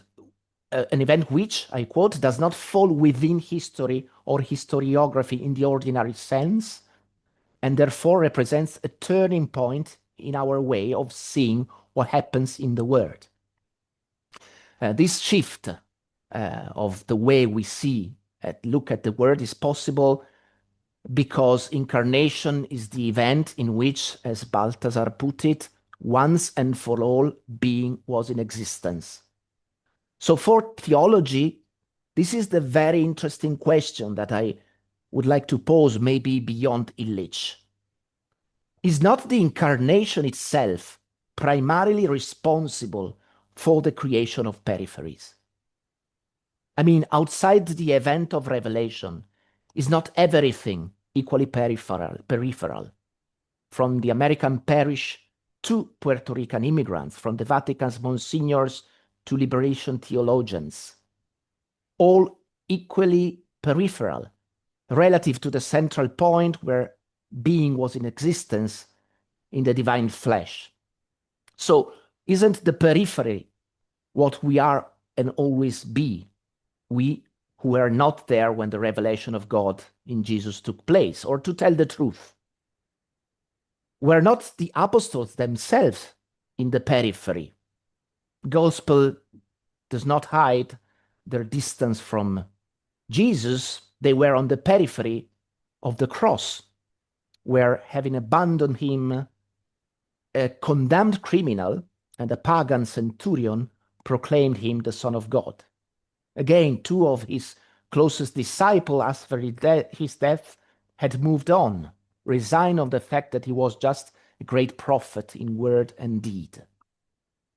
To them, the risen one commanded to return to Galilee, a torsion once again, and reconsider from the start what they had been unable to understand. To be clear, faith in the resurrection is necessarily epimetheic. To believe for us, for the apostle, means turning back, the very same turning of St. Martin, not towards the poor man, but towards the crucified one. Again, if the Son had not gone like a divine Epimetheus to gather these outcasts, there would be no gospel. Had he not patiently responded to Thomas, the possibility of believing without having seen him would not have been open wide to all. And if the disciples had not adopted the same Epimethian stance, returning to Jerusalem, the incarnation would have not marked human history. So let me conclude. Perhaps the very task of theology has always been, from the very beginning, the patient weaving of the relationships between the absolute center of history and its infinite peripheries, through the construction of a language capable of bringing everyone back to the center without failing to honor their freedom. Theology has not been the shield of revelation, which of course needs no such a thing, but the echo of a promise. Every age of history is called to dwell in its own peripheral freedom with the same radicality as the Son of God dwelt in his. In its tortuous journey through centuries, theology has proclaimed that the center does not project its exclusive excellence into history, but authorizes through itself the infinite singularities through which humanity is expressed. Theology should not, therefore, follow the dream of universal model to be exported, but rather equip itself to provide the age with the tools of conviviality which make accessible to everyone that being in existence which was Christ once and for all and for everyone. In this context, I think we must definitely put an end once and for all to the notion that the theologian's task is to safeguard and disseminate the magisterium. Every dogmatic claim builds peripheries. Therefore, the tension between theology and the magisterium represents exactly the epimetheic act of reaching out those who risk being left behind. And it also, therefore, represents the most effective, theology represents the most effective weapon against the Church's temptation to build a total borderless society, the last bulwark against the Antichrist. Ivan Illich was right. If the Church were to yield to the temptation to regard as irrelevant everything that happens outside its boundaries, there would be nothing left to do but live Christianity etsi ecclesia non daretur, as he did. Let me finish. If Illich did not consider himself a theologian, it was not for a lack of competence, but because, as he said at Camaldoli in the year of his death, to be a theologian in the Holy Church is a mandate, not a competence. I do not have this mandate. Now, the mandate denied to Illich has today clearly been given to theology. Thank you.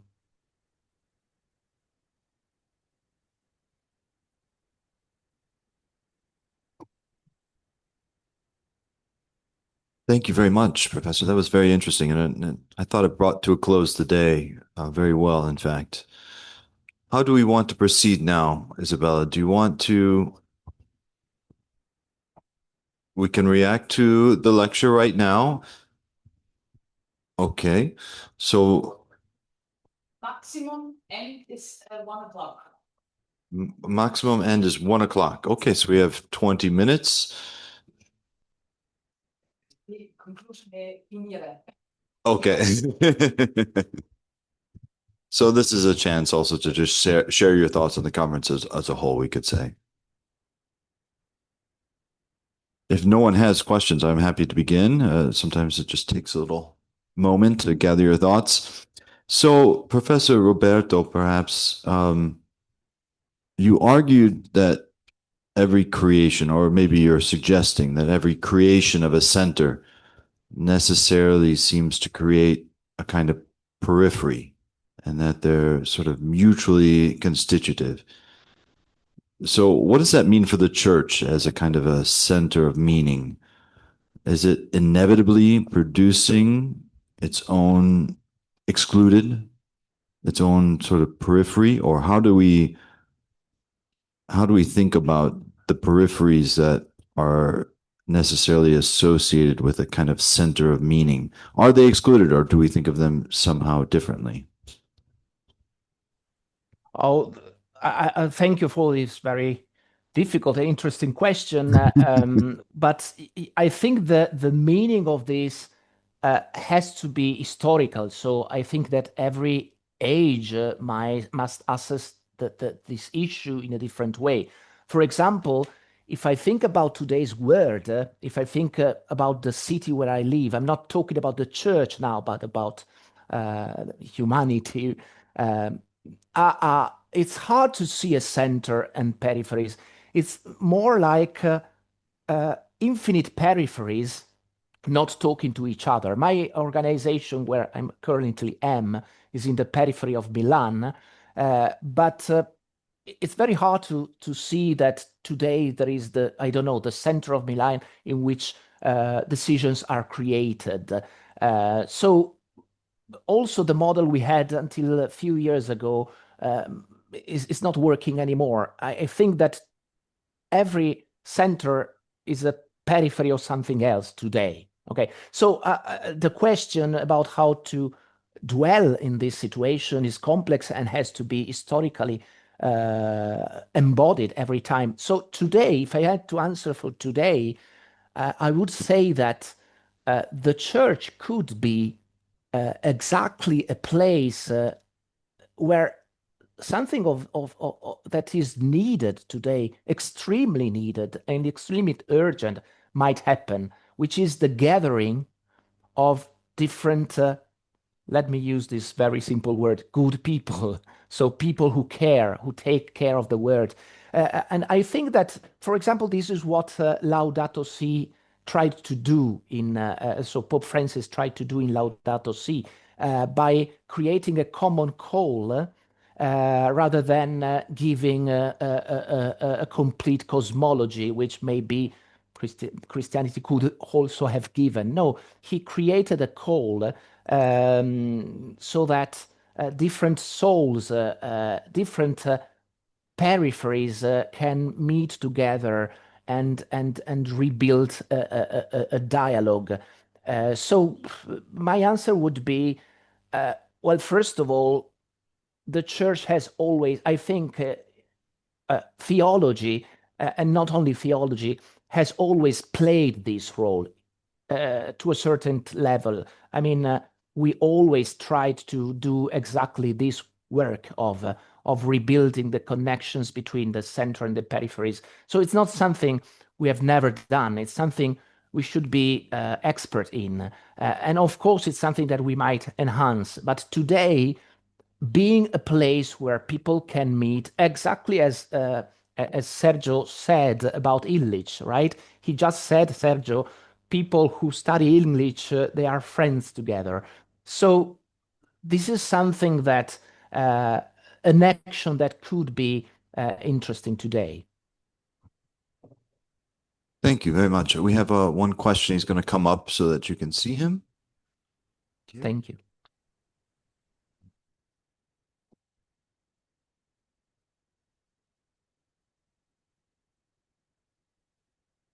Thank you, Professor Meyer. My question was about 2 points you pointed out. The first, I really appreciate your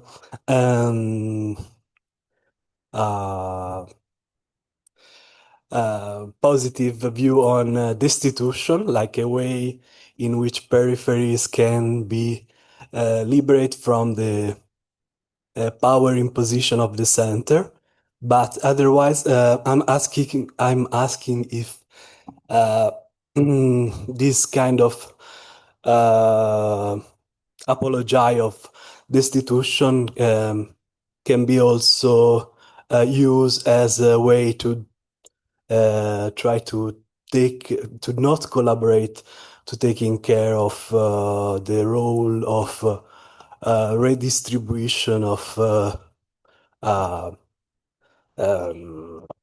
power and wealth. So this is a point that I'm kind of skeptic. Thank you. Would you like to take a few questions and then respond to all of them together, or no? Okay. Okay, well, you're requested to answer now, and then we'll actually kind of make some concluding remarks on the whole. Thank you. No, well, first of all, yeah, I had a very short time, so maybe and also English is not my language. I wouldn't say an apologetic of institutions, but an apologetic of the instituent practice. So, and not an apologetic. So, is it possible to live without instituting a language, for example? So the point to me is not at all to defend the institutions, but to point out that it is probably inevitable that we institute, and then by instituting we create paraphrase. So of course there are different ways for institutions, and this is of course I totally agree with that. But the whole point for me was if we take history seriously and the historical revelation of God in Jesus seriously, can we avoid this creation of paraphrase? Wouldn't it be exactly the problem to identify institutions with Prometheus rather than identify institutions with Prometheus and Epimetheus? So this is a little bit what I've tried to say. So, but I totally agree with the risk that my discourse might appear as you said. So thank you for this provocation. Thank you. Okay, thank you very much. Thank you very much. Let's give another thank you to Roberto Meyer before we move to our next concluding remarks.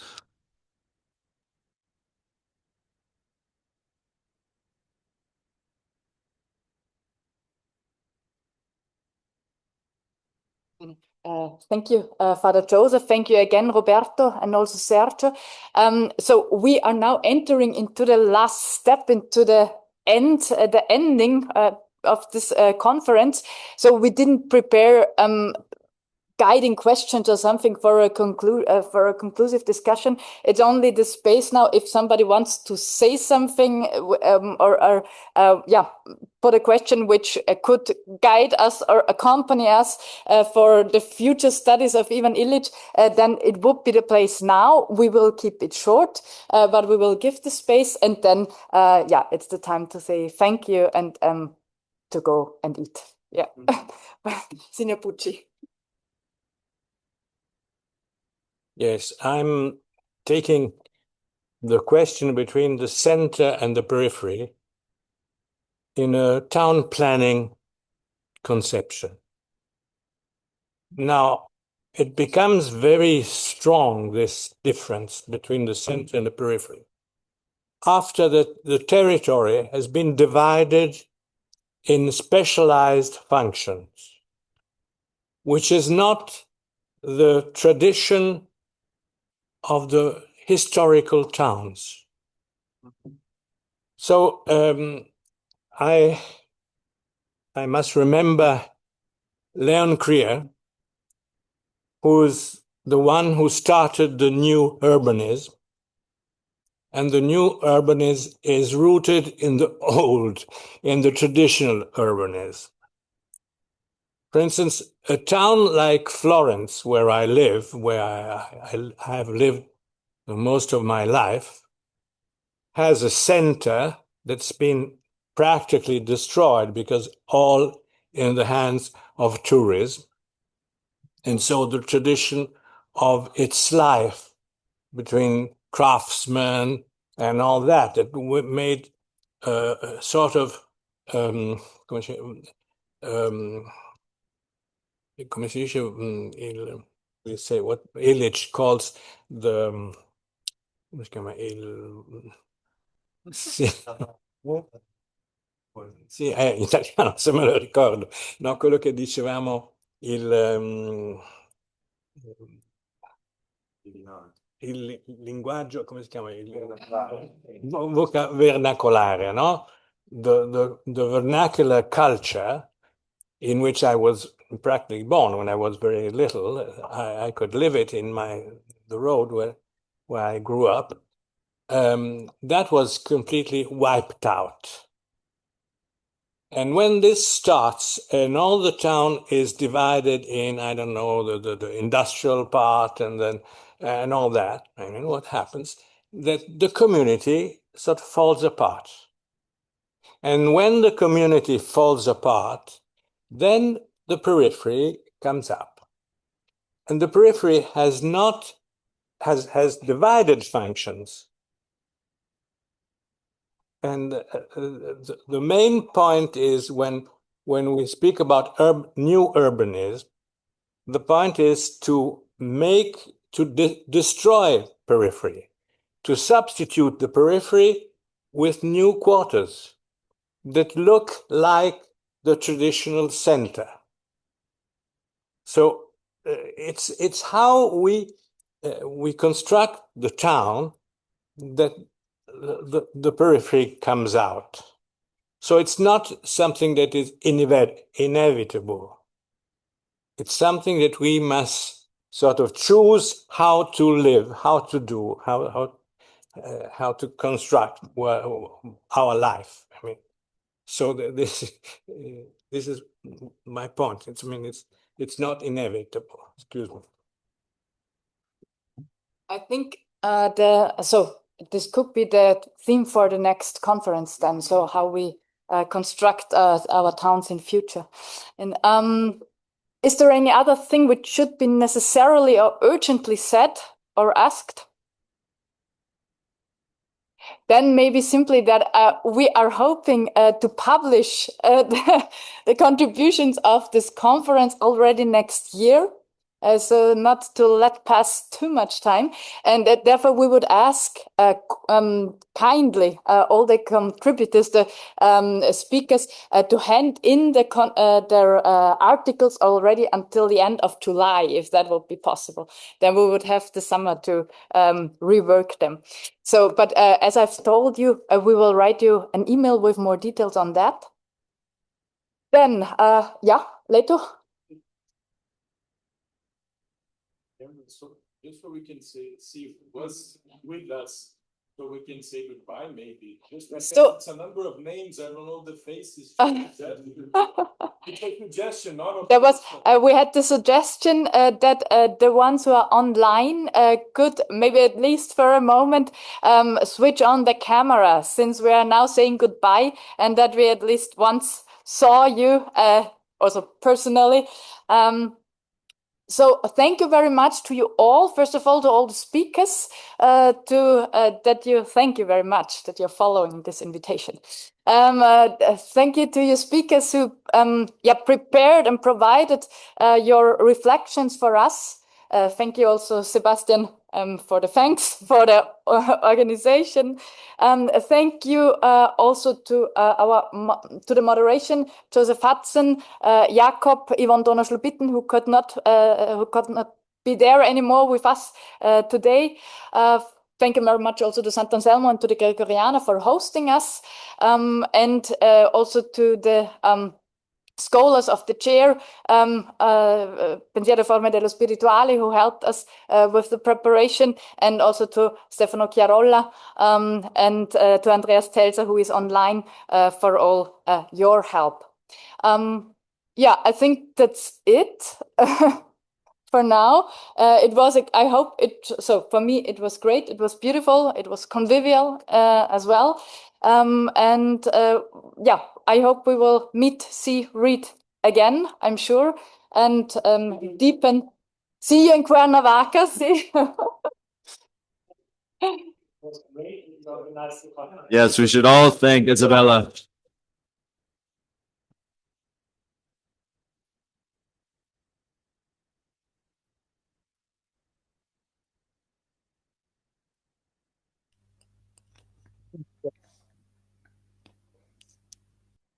Grazie. Sì, grazie. Thank you. Thank you very much. So I think now it's time, kiss and eat, I said. Let's go eating. Good afternoon. Have a good weekend. Goodbye. Thank you. Bye. Bye, Ciao. everyone. Thank you. Mhm.